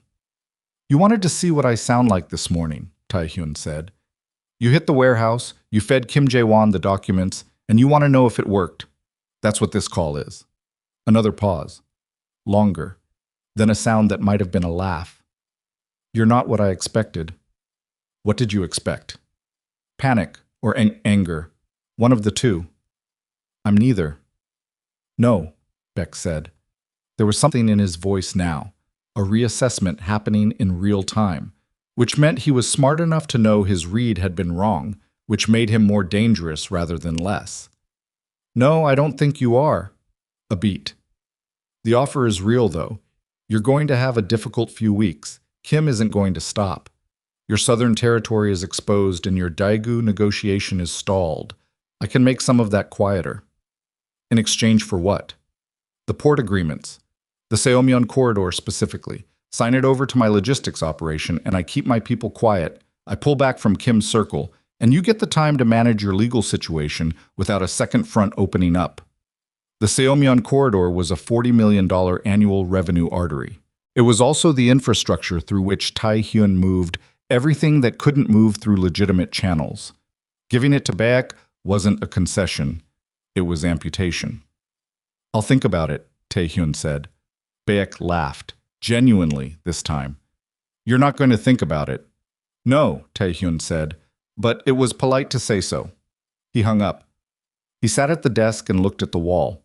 Baek had called because he thought Taehyun was cornered. Kim on one side, territory exposed on the other, a warehouse hit last night that had put a man in critical condition and made the rest of his people nervous. It was a reasonable read from the outside. From the inside, Taehyun could see the shape of what Baek had actually done. He'd moved too fast. The warehouse hit, the documents to Kim, the direct call, all of it in 72 hours. It was the approach of a man who wanted to end things quickly because he'd been waiting a long time and couldn't afford patience anymore, which meant Baek was operating under a pressure of his own. Financial, likely. The Incheon faction had lost its leadership 8 months ago, and the restructuring cost was real. Baek had built this play on Sung-jun's intelligence and the timing of Taehyun's vulnerability, but he needed it to close fast. Cornered animals were dangerous, so were impatient ones. The question was which one had more time. At 11:30, the freeze order hit. Dongwon called to confirm. Kim had filed at 9 a.m., and the court had moved quickly, which told Taehyun that Kim had gone to a judge he'd prepared in advance. The 3 legal front accounts, the restaurant group entity, one of the 2 media properties, all frozen. The second media property had a structural quirk in its registration that Hwang had flagged years ago as a potential buffer. Apparently that buffer had worked because it wasn't in the order. Small mercy. Taehyun walked through the estate at noon. Not because he was restless, he was past restless, operating in the quiet zone that came after you'd run out of things to do in the immediate term and were waiting for other people's moves. He walked because the grounds were empty, and the sound of the coast was there, and he needed something that wasn't a phone or a screen or a room full of legal documents. He found Sumin on the back terrace. She was supposed to be in school. She was sitting in a terrace chair in her school uniform with her knees pulled up, looking at the water. He stopped beside her. "Why are you here?" he said. She looked up at him. Her eyes were her mother's, that particular dark clarity that always saw more than you wanted it to. "I didn't feel good," she said. "You're not sick." She shrugged. Not lying exactly. Not the whole truth either. He sat in the chair beside her. The sea was doing what it always did. Enormous, gray-green, indifferent to the Kong family and its problems. "Is Amara going to leave?" Sumin asked. He looked at her. She was still looking at the water, which was how she asked things she'd been holding for a while, sideways, without the directness she used for smaller questions. "She's going to be in Seoul for a rehabilitation program," he said, for her eyes. "Her eyes are getting better?" "They might be." "Yes." Sumin was quiet for a moment. "That's good," she said. Then, "Is she coming back after?" He didn't have an answer that was both honest and kind. He said, "I don't know what she'll want. That's her choice." "Do you want her to come back?" He looked at the sea. Sumin had learned the sideways question from him, he realized. She'd learned that from watching him ask the hard things at an angle when he couldn't manage to ask them straight. "Yes," he said. Sumin nodded as if that confirmed something she'd already suspected. She unfolded her legs and stood. "I'm going back to school," she said. "Can Mrs. O drive me?" I'll have Jinsu. Mrs. O, Sumin said firmly, and went inside. He sat on the terrace alone for another 15 minutes. Then his phone buzzed. Not Dongwon, not Huang, not anyone in his organization. Amara. A text message. Dr. Park's office called. Enrollment confirmation came through. Starts in 3 weeks. He read it. 3 weeks.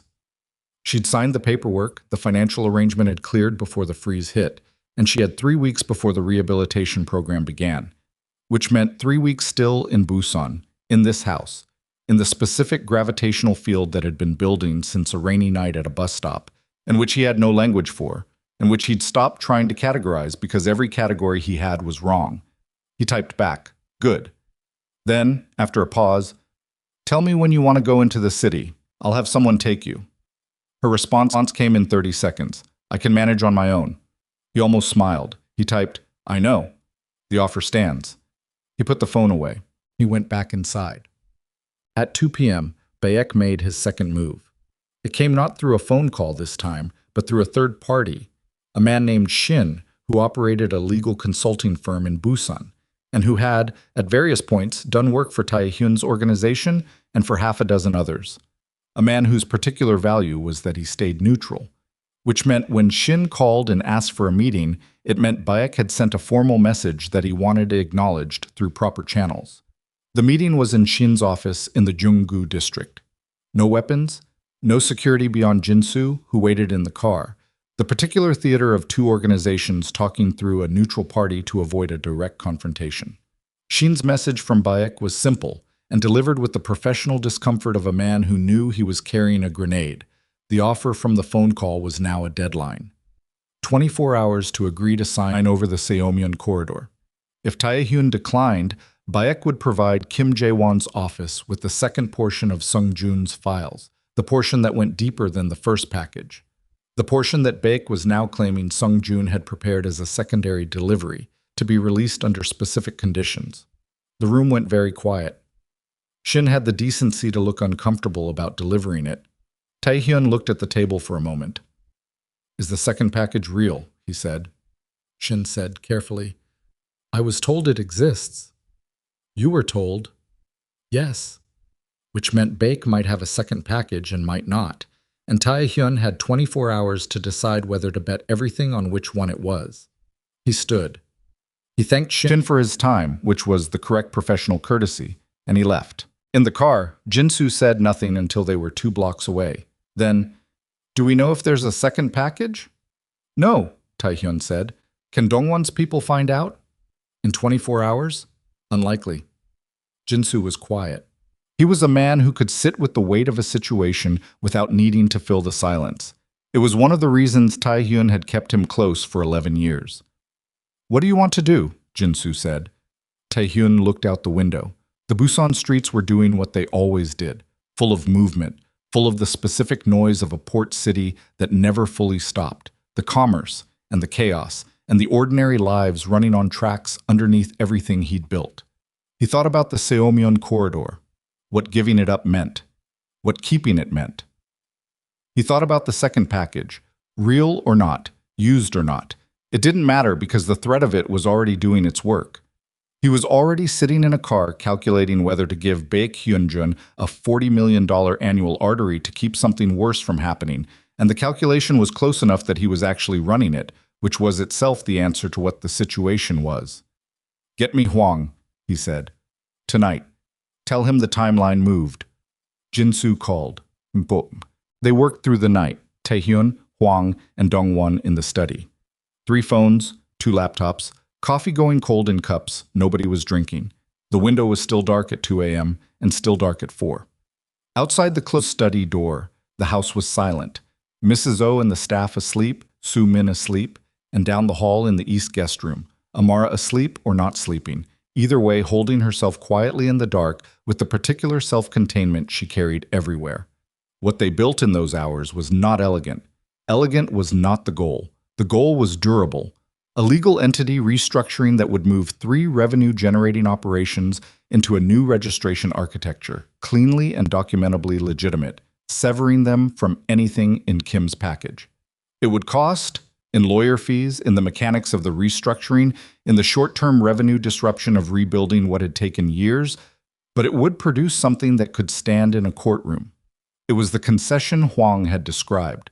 Not to Kim directly, not yet, but the preparation for it, the structural dismantling of the parts Kim already had, done by Tae-hyun's hand and documented as voluntary, which changed the legal posture from prosecution of an operating criminal to here is what was already being dismantled before the indictment. It was the kind of move that required you to be willing to light part of your own house on fire. At 4:15 a.m., Tae-hyun looked at what they'd built, at the map of what he'd had 12 years ago and what he'd have when this was done. The perimeter had shrunk, significantly. The core remained. "This is enough?" he asked Huang. Huang looked at it with the eyes of 31 years. "It gives you a defensible position, not a victory. A position." He looked up. "The conversation with Kim's side needs to happen in the next 48 hours. If he files the full indictment before we approach, this becomes much harder." "Set it up," Tae-hyun said. At 5 a.m., he signed the restructuring authorization and sent it to Dong-won to execute. At 5:15, he called Baek's number. Baek answered on the third ring, which meant he'd been asleep, which meant he hadn't expected Tae-hyun to move this fast. "The second package," Tae-hyun said. "Use it or don't. That's your choice." He kept his voice completely even. "But the corridor isn't happening. Whatever Sung-joon gave you, whatever you think you have, you'll have to use it. Because I'm not signing over $40 million of infrastructure to a man who used a dead employee's betrayal to pressure me, and I'm not doing it in 24 hours, and I'm not doing it ever." Silence on the line. He could hear Baek's breathing. Awake now. Alert. "You understand what I'll do," Baek said. "I understand what you'll try to do," Tae-hyun said. "And I've spent the last 12 hours making sure that whatever Sung-joon left you, when you hand it to Kim, Kim's picture is incomplete in ways that matter in court." A pause. "You ran this play on the assumption that I'd be managing fear. I'm not afraid of Kim Jae-won's incomplete picture. I've already started building what happens after it." Another silence. Longer. "This isn't over," Baek said. "No," Tae-hyun agreed. "It's not." He hung up. He sat at the desk in the early morning light coming through the study window and looked at the document he'd signed 40 minutes ago. The one that had just cost him a decade of accumulated infrastructure, and he held in his chest the particular weight of a decision you can't take back. Then a sound. Down the hall. Small footsteps, distinct rhythm. Then a knock at the study door, 3 small, careful knocks that he knew by sound as well as he knew his own heartbeat. "Come in," he said. The door opened. Soo-min was in her pajamas, hair loose, eyes only half adjusted to the light. "I heard voices," she said. She looked at the empty coffee cups, the papers, her father's face. She was 8 years old, and she was reading all of it. "Were you here all night?" "Yes." She crossed the room and climbed into the chair across from him. The same chair where Amara had sat 2 nights ago, where Huang had sat 6 hours ago, where Dong-won had sat going through documents and looking like a man aging in real time.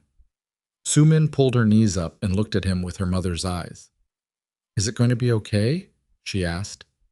He looked at his daughter, at the question that was actually underneath the question, the one an 8-year-old who'd already lost one parent asked when the remaining one came home looking like he'd been in a war. "Yes," he said. "You're sure?" He wasn't. He was the furthest from sure he'd been in 11 years. He had a decimated legal architecture, a prosecutor building a case, a rival who still had ammunition and a reason to use it, and a woman down the hall with a 3-week window and a fragile thread of returning vision and no family in the world except the ones she'd accidentally accumulated in a stranger's house on the wrong side of the rain. "I'm sure," he said. Soo-min looked at him for a long moment with the particular searching attention of a child, deciding whether the adult in front of her is telling the truth or the kind thing. She apparently decided it was close enough. She unfolded from the chair, walked around the desk, and leaned against his arm the way she used to do when she was 4 and 5 and 6, before she'd learned to compensate, before she'd built the self-sufficiency that looked like fine and was also lonely. She leaned and he put his arm around her, and they sat like that in the early light with the papers and the cold coffee and the wreckage of a night's work spread across the desk in front of them. From down the hall, from the direction of the east guest corridor, came the soft, distinctive sound of a cane finding the floor. Amara was awake. He heard her moving slowly through the corridor, finding her way to the kitchen by memory. The careful, practiced route she'd built in her first week in the house, one surface and sound marker at a time. He heard the kitchen light click on, the particular sound of the cabinet she'd learned by touch, the filling of the kettle. Su-min heard it too. She lifted her head. "She's up," she said. "Yes." Su-min disentangled herself and slid off the chair. She looked at him one more time, at his face, at the desk, at all of it, and then she walked to the study door. "You should eat something," she said, in the tone of someone who had heard that said too many times and had started saying it themselves. "I will," he said. She padded out toward the kitchen. He heard her say something in her limited English, heard Amara answer, warm and unhurried, heard the particular sound of his daughter pulling a stool up to the kitchen counter, and the two of them settling into the kitchen together in the gray early light, like it was something they'd been doing for years. He sat at the desk. The document he'd signed was already in Dongwon's hands. The restructuring was already moving. Huang would make contact with Kim's side today.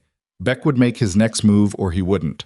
The $40 million corridor was still his, and it was going to cost him more to keep it than the number on paper, because Beck wasn't finished. He could hear the kettle starting to build toward boiling.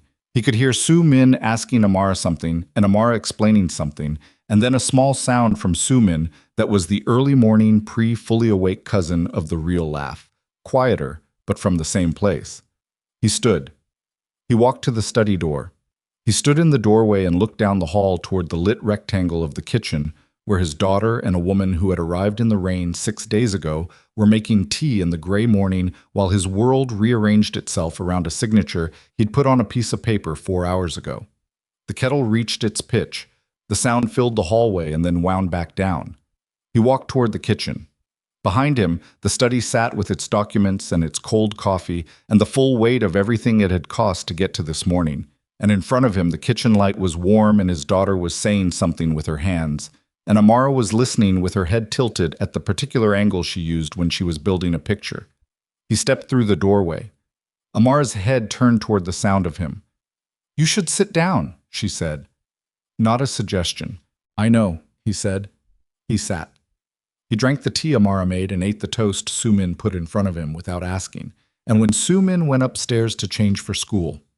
The kitchen got quiet in the way kitchens do when one person leaves and the remaining two have things they haven't said. Amara was at the counter with her own cup. She'd learned the kitchen well enough that she moved through it without hesitation now. Counter edge to cabinet handle, to the particular spot near the window where the morning air came through a gap in the frame and told her where she was. She stood at that spot with her tea and waited, which was one of the things about her that Tae-hyun had stopped being surprised by. She never filled silence with noise. She just waited in it, the same way she waited in everything, with the specific patience of someone who'd learned that forcing things rarely produced what you actually needed. He said, "The situation last night, the legal situation. You don't have to—" "I know I don't." He looked at his tea. "I signed something last night that cost a significant amount of what I've built, to protect the rest of it, and to protect the account for your program." He paused. "I want you to know it was a choice, not a sacrifice. I'm clear on the difference." She was quiet for a moment. "Is it done?" "The signing is done. The aftermath isn't." He set down the cup. "There's still a prosecutor, and a man who wants what I have and is willing to use dead men's tools to get it. Those things don't resolve overnight." "But they'll resolve." "Yes." She turned toward him slightly. "Not fully." She never fully turned toward someone unless she was certain of the distance, but enough. "How?" "Through the mechanics of it, legal strategy, structural concessions, and making sure the person coming after me understands that the cost of continuing outweighs what he'll get." He looked at her. "It's not clean. None of it is clean. But it'll hold." She nodded slowly. She turned back to the window gap. "The man from the warehouse, Yong Min." He'd checked at midnight. "Out of surgery. They think he'll keep full function." The line of her shoulders shifted, a small release of something she'd been holding. "Okay," she said. Su-min's footsteps came down the stairs, and Mrs. O's voice carried from the entry hall. The school bag, the shoes, The particular orchestration of a school morning that had been running the same way for 3 years with or without Tae-hyun in it. Soo-min appeared in the kitchen doorway in her uniform, backpack on, and looked between the two of them with the assessing look she'd been wearing for the past 6 days whenever she found them in the same room. "I'm going," she said. "Have a good day," Tae-hyun said. Soo-min crossed to Amara and, without any ceremony, put her arms around Amara's waist from the side. Amara set her cup down and put one arm around Soo-min's shoulders and held on for a moment. Brief, real, the specific texture of an embrace between two people who hadn't planned to need each other, and did. "See you tonight," Soo-min said into Amara's sleeve. "Tonight," Amara said. Soo-min let go and walked out. The front door closed. The sound of Mrs. O's car leaving came through the kitchen window and then faded. Tae-hyun looked at the doorway where his daughter had been. He said nothing. He didn't have words for that specific thing he'd just watched. He wasn't sure language was the right tool for it anyway. Hwang made contact with Kim Jae-won's office at 11 a.m. through a mutual professional connection, a former judge who had, over 30 years, accumulated relationships on both sides of the kind of cases that defined careers. The approach was exactly what it needed to be. Not an admission, not a negotiation of guilt, but an offer of information about the structural dismantling already underway, and a suggestion that a conversation might be worth both parties' time before anything irreversible was filed. Kim took 2 hours to respond. That he responded at all was itself the information Tae-hyun needed. The meeting was set for the following morning. In Seoul, Hwang's office. In the 24 hours between the approach and the meeting, Baek made his move. He filed the second package with Kim's office at 4 p.m. Dong-won got the confirmation from their person inside within the hour. Whatever Sung-joon had prepared as a secondary delivery, Baek had just used it, not as a threat anymore, as a weapon, deployed. Tae-hyun got the call from Dong-won in the East Garden, where he'd been standing for 20 minutes looking at the coast. "What's in it?" he asked. "We're still getting the full picture, but from what our person could see before it was moved to Kim's secured files, it's operational records. Not financial, the actual movement records. Routes, schedules, the relay structure for the port operation going back 4 years. Operational records were different from financial records. Financial records built a case about money. Operational records built a case about what the money was for. They were harder to argue around, harder to present as selective or incomplete, because they described events rather than transactions." He stood in the East Garden and looked at the water. Dong-won said, "This changes the morning meeting." "No," Tae-hyun said. "It changes what we bring to it." A pause. "What are we bringing to it?" He thought about what Hwang had said. Not a victory. A defensible position. He thought about 11 years of building something that had cost more than he'd known he was paying, and about the document he'd signed in the early hours of that morning, and about the specific thing he was willing to do now that he hadn't known he was willing to do until this exact moment standing in a garden looking at a gray coastline. "Names," he said, 3 levels below me. Genuine operations, genuine individuals. The people who run the relay structure." He paused. "If Kim has the routes and the schedules, he's going to find those people anyway. Giving them to him directly buys us the shape of the outcome instead of waiting for him to build it himself." Silence from Dong-won. Not the silence of a man who disagreed. The silence of a man absorbing the full weight of what was being said. "Those are our people," Dong-won said. "They're also the people who were exposed by Sung-joon's records, regardless of what we do," Tae-hyun said. "I'm not creating their exposure, I'm managing it." He paused. "Make sure they each have legal representation arranged before tomorrow morning. Good lawyers, paid for. That's not negotiable." Another silence. "Yes," Dong-won said. "I'll do that tonight." Tae-hyun put the phone away. He stood in the garden. The wind off the coast was cold in the specific way of Busan in this season. Not bitter, but honest. The kind of cold that told you exactly where you were. He heard the door from the house open behind him. He didn't turn around. Amara's cane found the garden path. She'd learned it over the past week. The gravel section, the flat stone area, the 2 steps down from the house door. She navigated it without slowing and stopped a few feet to his left. "Your shoulders are doing that thing," she said. He looked at her. "What thing?" The thing where you're carrying something and pretending you're just standing. She angled toward the water sound. What happened? He told her. Not everything. Not the names he'd given to Dongwon because that was a weight she didn't need to share. But the shape of it. The second package, what it contained, what the morning meeting now required him to do. She listened without interrupting. He'd noticed this about her from the beginning. She listened the way most people couldn't, with her whole body oriented toward the sound, processing in real time, never performing attention because she didn't need to. When he finished, she said, "You're giving people up." "Yes. People who work for you. People who would be found regardless. I'm making sure the finding is controlled and that they have representation." She was quiet for a moment. She wasn't judging it. He could feel that. She was holding it up to the light and looking at all of it. The way she looked at things she was trying to understand completely. "Is that something you've done before?" she asked. "No." She nodded. "Once." "Okay." "That's all?" he said. Something in him had expected more. Argument, or withdrawal, or the particular recoiling that would have been fair given what he'd just described. "What else should there be?" She turned toward him slightly. "You're not asking my permission. You're not asking me to tell you it's right. You're telling me what's happening." She paused. "It's what I asked you to do. In your study, I asked you to tell me." He had not expected to feel what he felt at that. It was the relief, he realized, of being told. Not that what you'd done was good, but that someone was willing to hold the knowledge of it alongside you without flinching.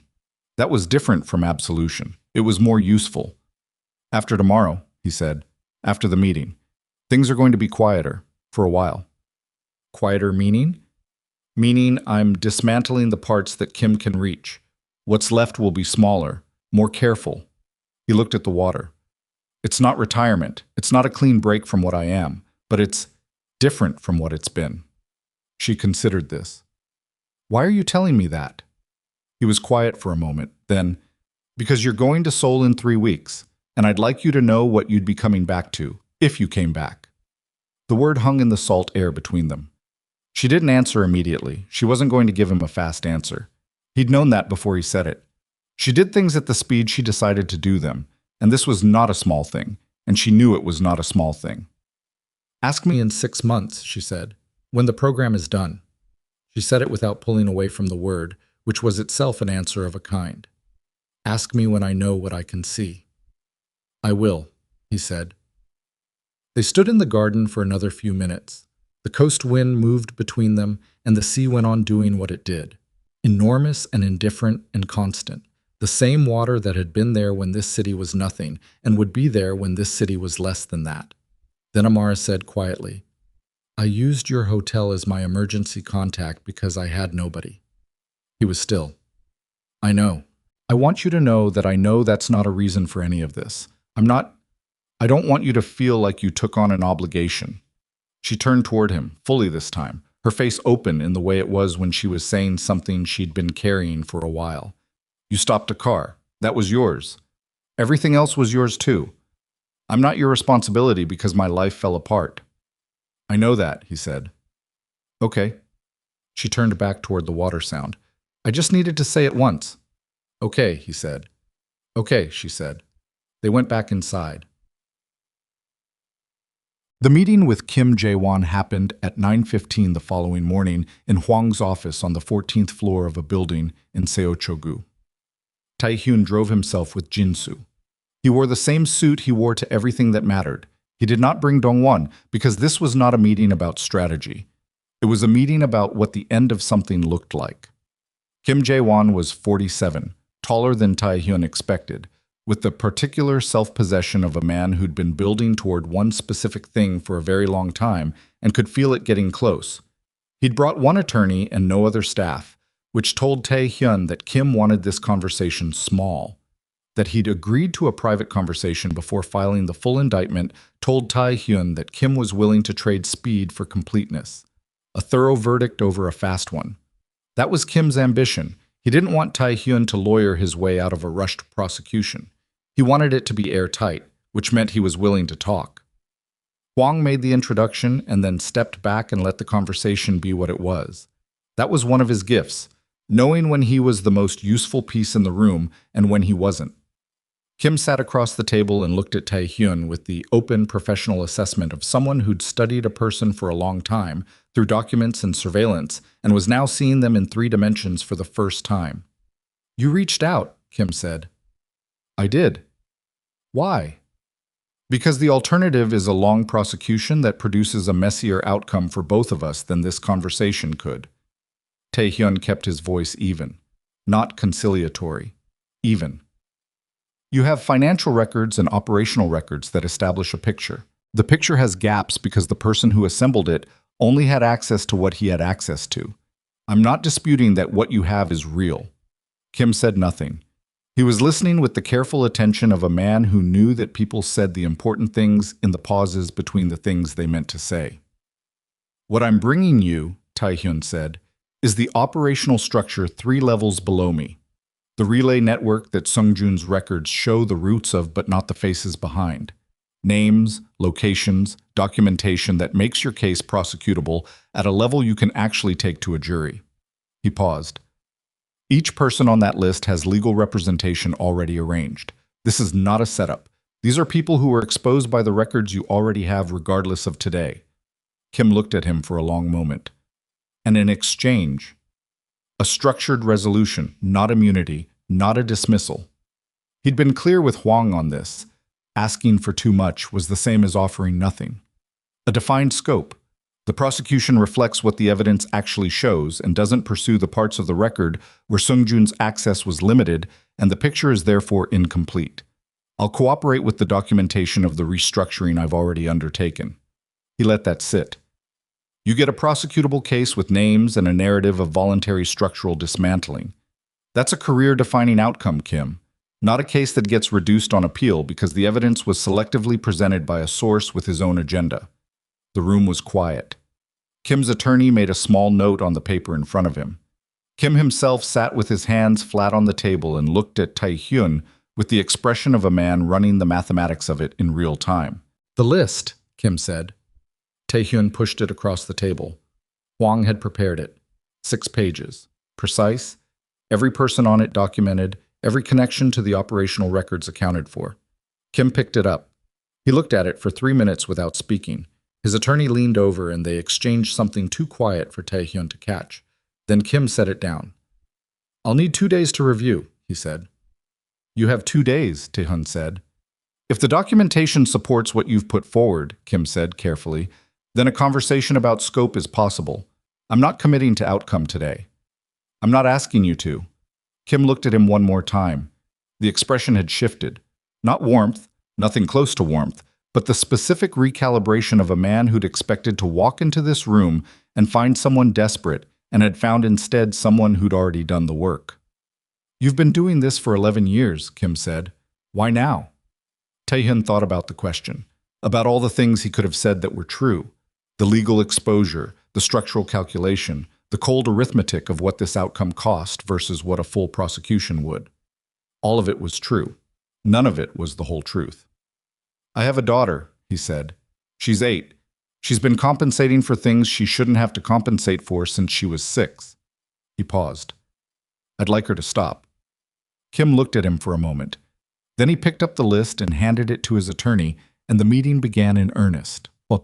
He drove back to Busan in the late afternoon. The highway was cleaner than it had been on the way up. Less traffic, the sky doing something complicated with light over the mountains. He didn't call anyone. Jinsu drove and didn't speak, and the kilometers went under the car one by one. He thought about the list, about the 6 pages, about the fact that 3 of the people on it had been with him since the early years. Not close, not trusted in the way of people you let near your actual life, but present. Part of the machinery. He'd made sure their lawyers were paid and their exposure was managed, and the documentation was clean, and that was the most he could do, and it was not enough, and he knew it. That was the cost. Not the money, not the infrastructure, not the shrunken perimeter of what he'd have when this was over. This was the cost. The weight of people who'd been part of what you built and were now part of what you were dismantling, and there was no clean way to carry that, and there never would be. He let himself feel it, all of it. The whole weight, unmanaged, for the duration of the drive. By the time they came through the Busan city limits, He'd put it in the place where the other costs lived. Not gone, not resolved, just carried in the specific way of things that don't resolve and have to be held anyway. The estate gates opened. He came through. The next 3 weeks had a particular texture he hadn't experienced before. Kim's office came back at the end of 2 days with a conditional framework. Not final, not signed. The legal process had its own timeline and its own requirements. But a working structure that told Tae-hyun the mathematics had gone the way he'd projected. Hwang spent the following week in document review, in meetings with Kim's attorneys, in the slow, precise work of converting a verbal understanding into something that would hold in writing. Beck went quiet. Not peacefully, quiet in the way of a man reassessing. He'd fired his best weapon and it had produced an outcome he hadn't controlled, and now he was sitting with a rival who was still standing and a prosecutor who was now focused on specific targets rather than a broad sweep. The Seomyeon corridor stayed where it was. Tae-hyun didn't press on Baek directly. That could wait, and waiting cost Baek more than it cost him. The perimeter was smaller, the core held. Amara packed for Seoul on a Tuesday morning. Mrs. O had ironed everything in her bag, which Amara had not asked for and accepted without making anything of it, which was the right call because Mrs. O would have been wounded by refusal. Sumin sat on the bed in the guest room and watched the packing with the specific expression of a child who has decided she is not upset and is being very visible about not being upset. "It's 6 months," Amara said. She wasn't looking at Sumin. She couldn't, but she knew exactly where Sumin was by the quality of the silence. 6 months goes fast when things are happening. "Does it?" Sumin said flatly. "The first 2 months will go fast. The middle 2 are harder. The last 2 you start counting down and then it goes fast again." She folded something by touch with the precise efficiency she brought to everything physical. "Also, I'm going to need someone to talk to. The program is intensive. It's going to be hard." She paused. "I was hoping you'd be available." Sumin was quiet. "On the phone?" "Video. My screen reader can handle it. And by month 3 I might be able to actually see you, which is—" She stopped. Her hands paused on whatever she'd been folding. "That's going to be something." Sumin slid off the bed and crossed the room and picked up a corner of the thing Amara was folding and helped fold it, which was unnecessary from a practical standpoint and clearly beside the point. Every week, Sumin said. "Every week," Amara said. They finished the folding. Tae-hyun drove her to Seoul himself. Not Jinsu at the wheel this time. Tae-hyun drove, which he rarely did, because he'd learned a long time ago that the small controlled choices were the ones that kept the larger decisions from drifting. He wanted to do this one thing with his hands. They didn't talk for the first hour. The highway was the same highway. The mountains came close and then pulled back. The flat gray of the early morning gave way to something thinner and brighter. Amara said, "You signed something that night in the study." "Yes." "Was it as big as it sounded?" He thought about how to answer that honestly.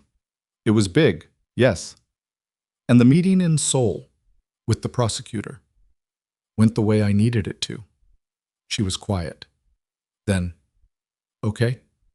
She said it the way she'd said it the first night, in the rain. Just the word. Not agreement exactly, and not approval, but the specific sound of someone who has decided to trust the weight of a thing without needing to hold all of it themselves. He looked at the road. After another half hour, she said, "I've never had anyone in my emergency contact box. My whole adult life." He said nothing. "My mother died when I was 19. My aunt was the closest thing I had to family after that, and she was gone 3 years ago." She looked forward at where the road was. "I put the hotel name in that box because the form required something, and I thought, it's a business. It won't answer. No one will ever call it." She paused. "I think I did it because if I left the box blank, I'd have to look at a blank box, and I wasn't ready to do that." He drove. "You answered," she said. "Yes," he said. "Why did you answer?" He thought about it.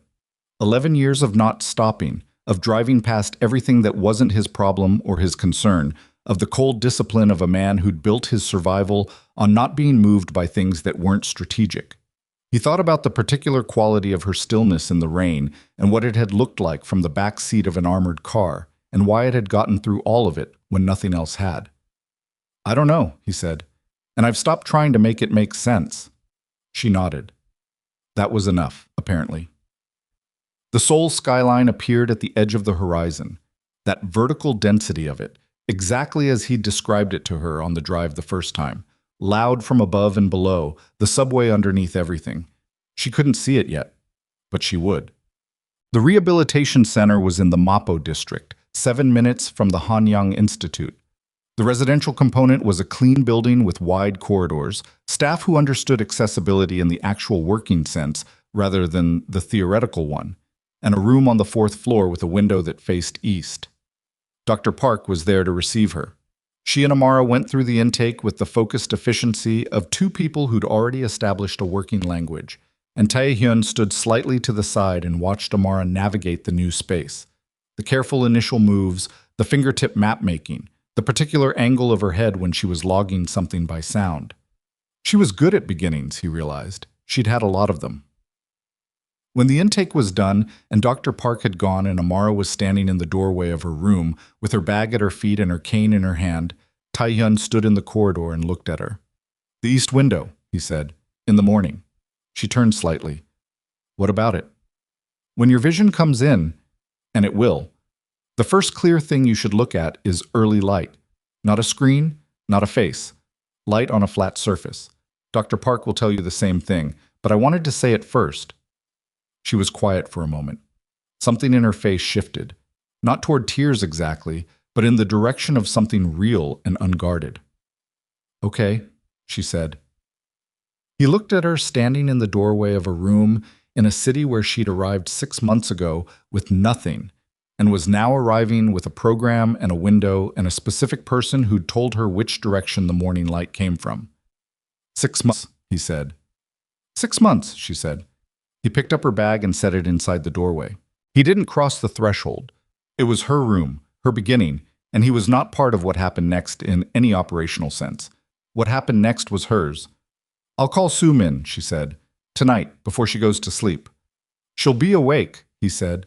"She won't admit she's waiting, but she'll be awake." Amara almost smiled. Not quite. Close. He walked back down the corridor.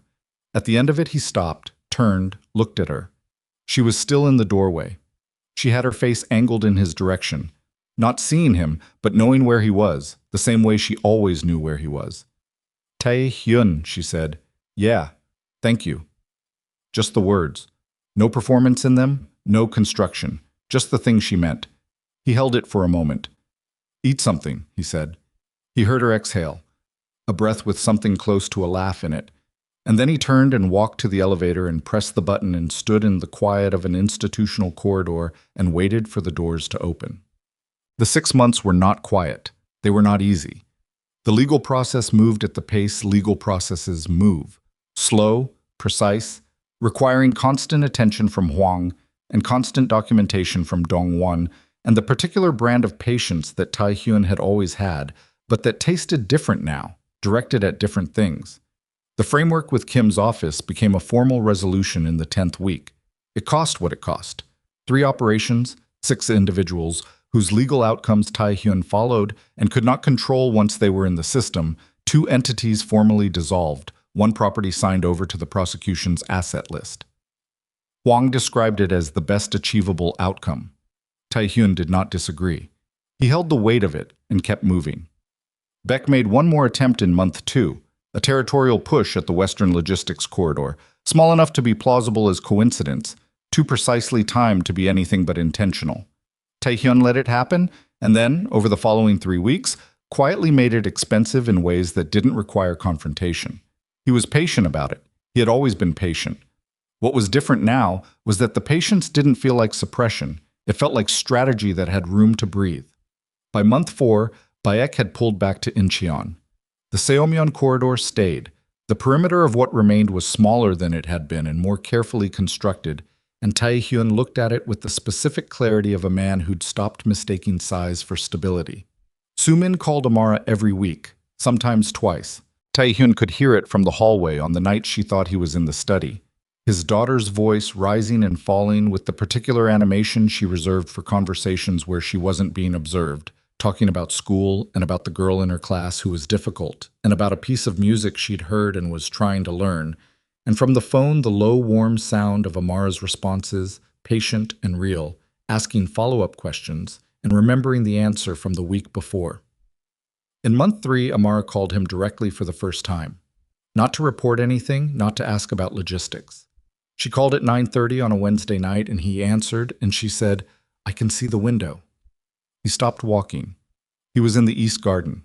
The coast wind was doing its thing. "Tell me," he said. It's not clear. It's like looking through water, but the light is there. The shape of it. The frame." She stopped. Her voice had something in it he'd never quite heard before. Not happiness exactly, which would have been too simple. More like the specific disorientation of someone who's been in the dark for a long time and has seen light from a source they'd genuinely stopped believing was real. "It's there," she said. "I know," he said. "I didn't believe it." She said it low, like a confession. All the way through, the program, the exercises, every day, I kept thinking it was going to stop, that the window was going to close and it would be like everything else. And a long pause. And it's still there. He stood in the East Garden and looked at the coastline and said nothing for a moment because nothing was the right response to that. "The east window," he said eventually. "Every morning," she said. "First thing." She came back to Busan on a Thursday in the late afternoon, 6 months and 4 days after he'd left her in that corridor. She came back different in the way that 6 months of hard work on a difficult thing always produces difference, not transformed in the cinematic sense, not a new person, but carrying herself with the specific solidity of someone who has done something real and knows they've done it. Her vision had returned to approximately 60% of functional capacity, Dr. Park's language. Enough to read with glasses, enough to see faces at close range, enough to see at a distance the shape of a coastline and the quality of light on water, and the expression on the face of a man standing at the bottom of a front step, watching her get out of a car. She stood by the car and looked at him. For the first time. He stood on the step and let her look. He didn't know what she saw. He knew what he looked like. He knew the lines that the last year had added to his face, the particular way he held himself that people had always read as cold, and that was in fact just the posture of a man who'd spent a long time not letting anything reach him. He wondered what she was registering now that the data was visual as well as everything else. She said, "You're taller than I thought." He said, "You're exactly as I thought." She walked up the steps. She passed him and went through the front door, which Mrs. O was holding open with an expression that had given up entirely on being professional and was just whatever it was, relief and welcome, and the particular warmth of a woman who'd been keeping this house for 9 years and had watched it become something different in the past 6 months and was glad. From inside the house, the sound of feet coming down the stairs fast, and Su Min appearing in the entry hall in her school clothes, backpack still on because she hadn't taken it off yet, her face doing the thing it did when she was trying to be composed, and was nowhere close to it. "Hi," she said. "Hi," Amara said. Su Min crossed the hall and stopped directly in front of her. She looked up. Amara looked down. "You can see me," Su Min said. "Yes." "What do I look like?" Amara looked at her carefully, at the school uniform with the ink stain on the cuff, at the backpack that was slightly too big for her frame, at the eyes. And here she stopped for a moment because she knew now, seeing it, why Tae-hyun had the look he had when he thought no one was watching him watch his daughter. The dark, clear, seeing everything eyes. "You look exactly like yourself," Amara said, "which is exactly what I expected." Su Min threw her arms around Amara's waist. Amara held on, one hand at the back of Su Min's head, and looked up over Su Min's shoulder at Tae-hyun standing in the doorway. He looked back. There was nothing theatrical about the moment. The entry hall was the same entry hall. The tile he'd walked across 10,000 times. The ceiling light Mrs. O kept at the same setting. The sound of the coast somewhere behind the walls. His daughter was holding on to someone who'd arrived on a rainy night at a bus stop and had stayed. He was standing in the doorway of his own house looking at two people who'd become the shape of something he hadn't known he was missing until it was already there. He looked at Amara. She was still looking at him.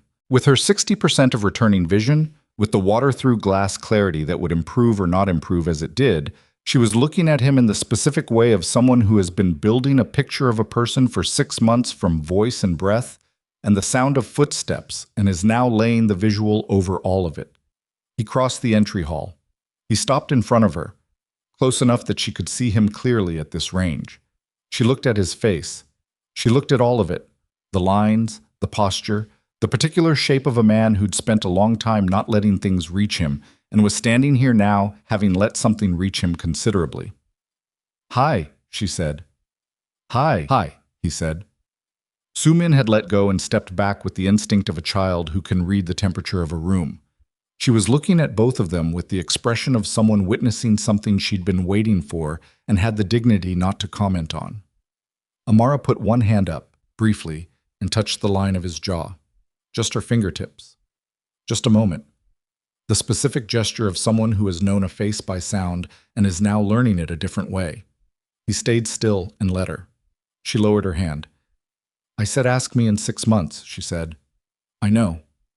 "It's been 6 months." "I know." She looked at him. He looked at her. Between them was everything that had accumulated since a rainy night at a bus stop. The weight of what it had cost, the shape of what remained, the particular and unlikely thing they'd built in a house overlooking the Busan coast. "Okay," she said. Just the word. The same word she'd always used when she'd decided something. When she was ready to put her weight on the ground, she'd checked. He nodded. From behind Amara, Mrs. O said, at a volume she clearly believed was quiet but wasn't, "Food is ready." Sumin immediately turned toward the kitchen. "Come on," she said to both of them, in the tone of someone who has been holding dinner in reserve as a backup plan, and is relieved not to need it anymore. Amara turned toward the kitchen. Tae-hyun followed. Later that evening, after dinner, after Sumin had been convinced to go to sleep, a negotiation that took longer than it should have, and that Amara finally resolved by promising to be there in the morning, which worked immediately in the way that the true things always do. They were on the terrace. The Busan coast was doing what it always did. The sea moved in the dark, enormous and indifferent and constant. The city lights made the sky above it a particular shade between purple and black. The wind off the water was cold and honest. Amara stood at the terrace rail and looked at it, at the shape of the water and the lights and the wide, moving dark. She was still learning how to use her returning vision, still making the adjustments, still occasionally touching surfaces to confirm what her eyes were telling her. But she was looking at the coast, and what she was looking at was real, and she knew it was real. Tae-hyun stood beside her. He looked at what she was seeing. He'd looked at this coastline from this terrace for years, since he'd bought the estate, since the years it had been a fortress, since the night it had started becoming something different. He'd looked at it after his wife died, when it had been just water and grief. He'd looked at it after the warehouse, after the meeting in Seoul, after the document he'd signed in the early hours of a terrible morning. It looked the same. It always looked the same. "Is it what you expected?" he asked. She thought about it. "I didn't let myself expect anything," she said. "I was afraid to." She looked at the water. "But it's better than what I was afraid to expect." He looked at her profile in the low light, at the small adjustments her eyes were still making, the blink rate, the slight micro-focus as she moved from near to far, 60% in building. "Thank you," he said. She turned. "For what?" "For sitting at that bus stop." He looked at the coast. "I'd have driven past you. I'd driven past everything for 11 years. He paused. "I don't know what made me stop, but whatever it was, He stopped because the word he was reaching for was one he hadn't used in a long time, and it felt strange in his throat. He said it anyway. "I'm glad." She looked at him. The water-through-glass vision of him, 60% real and becoming more real. "You were the only person who stopped," she said. "In 8 months of interviews in 2 countries and more bus stops than I want to count. You were the only one who actually stopped." "That's not—" he started. "I know it's not a qualification," she said. "I know stopping doesn't make you good. I know what you are and what you do and what it costs to get to this terrace tonight." She looked back at the water. "But you stopped. And then you kept stopping. Every time there was a reason not to, you stopped anyway." She paused. "That's the part I'm staying for." He let that sit. He let it settle in alongside everything else he was carrying, the costs and the adjustments, and the smaller, more careful thing that remained. And it sat well there. It didn't resolve everything. It didn't make the costs lighter or the decisions cleaner, but it sat well. The wind moved between them and the sea went on, and the city lights held their positions against the dark. And below them and around them, the house that had been a fortress was doing what houses do when they become real. Breathing in the dark, holding the people inside it, being the place where the things that mattered were kept. Su Min was asleep upstairs with the light on in the hall the way she liked it, which Mrs. O always turned off after she was sure she was sleeping, and which Tai Hyun always turned back on, because some things were worth the small inconvenience. Amara's hand found the terrace rail and rested there. Tai Hyun's hand rested beside it. Not on top of it. Beside it.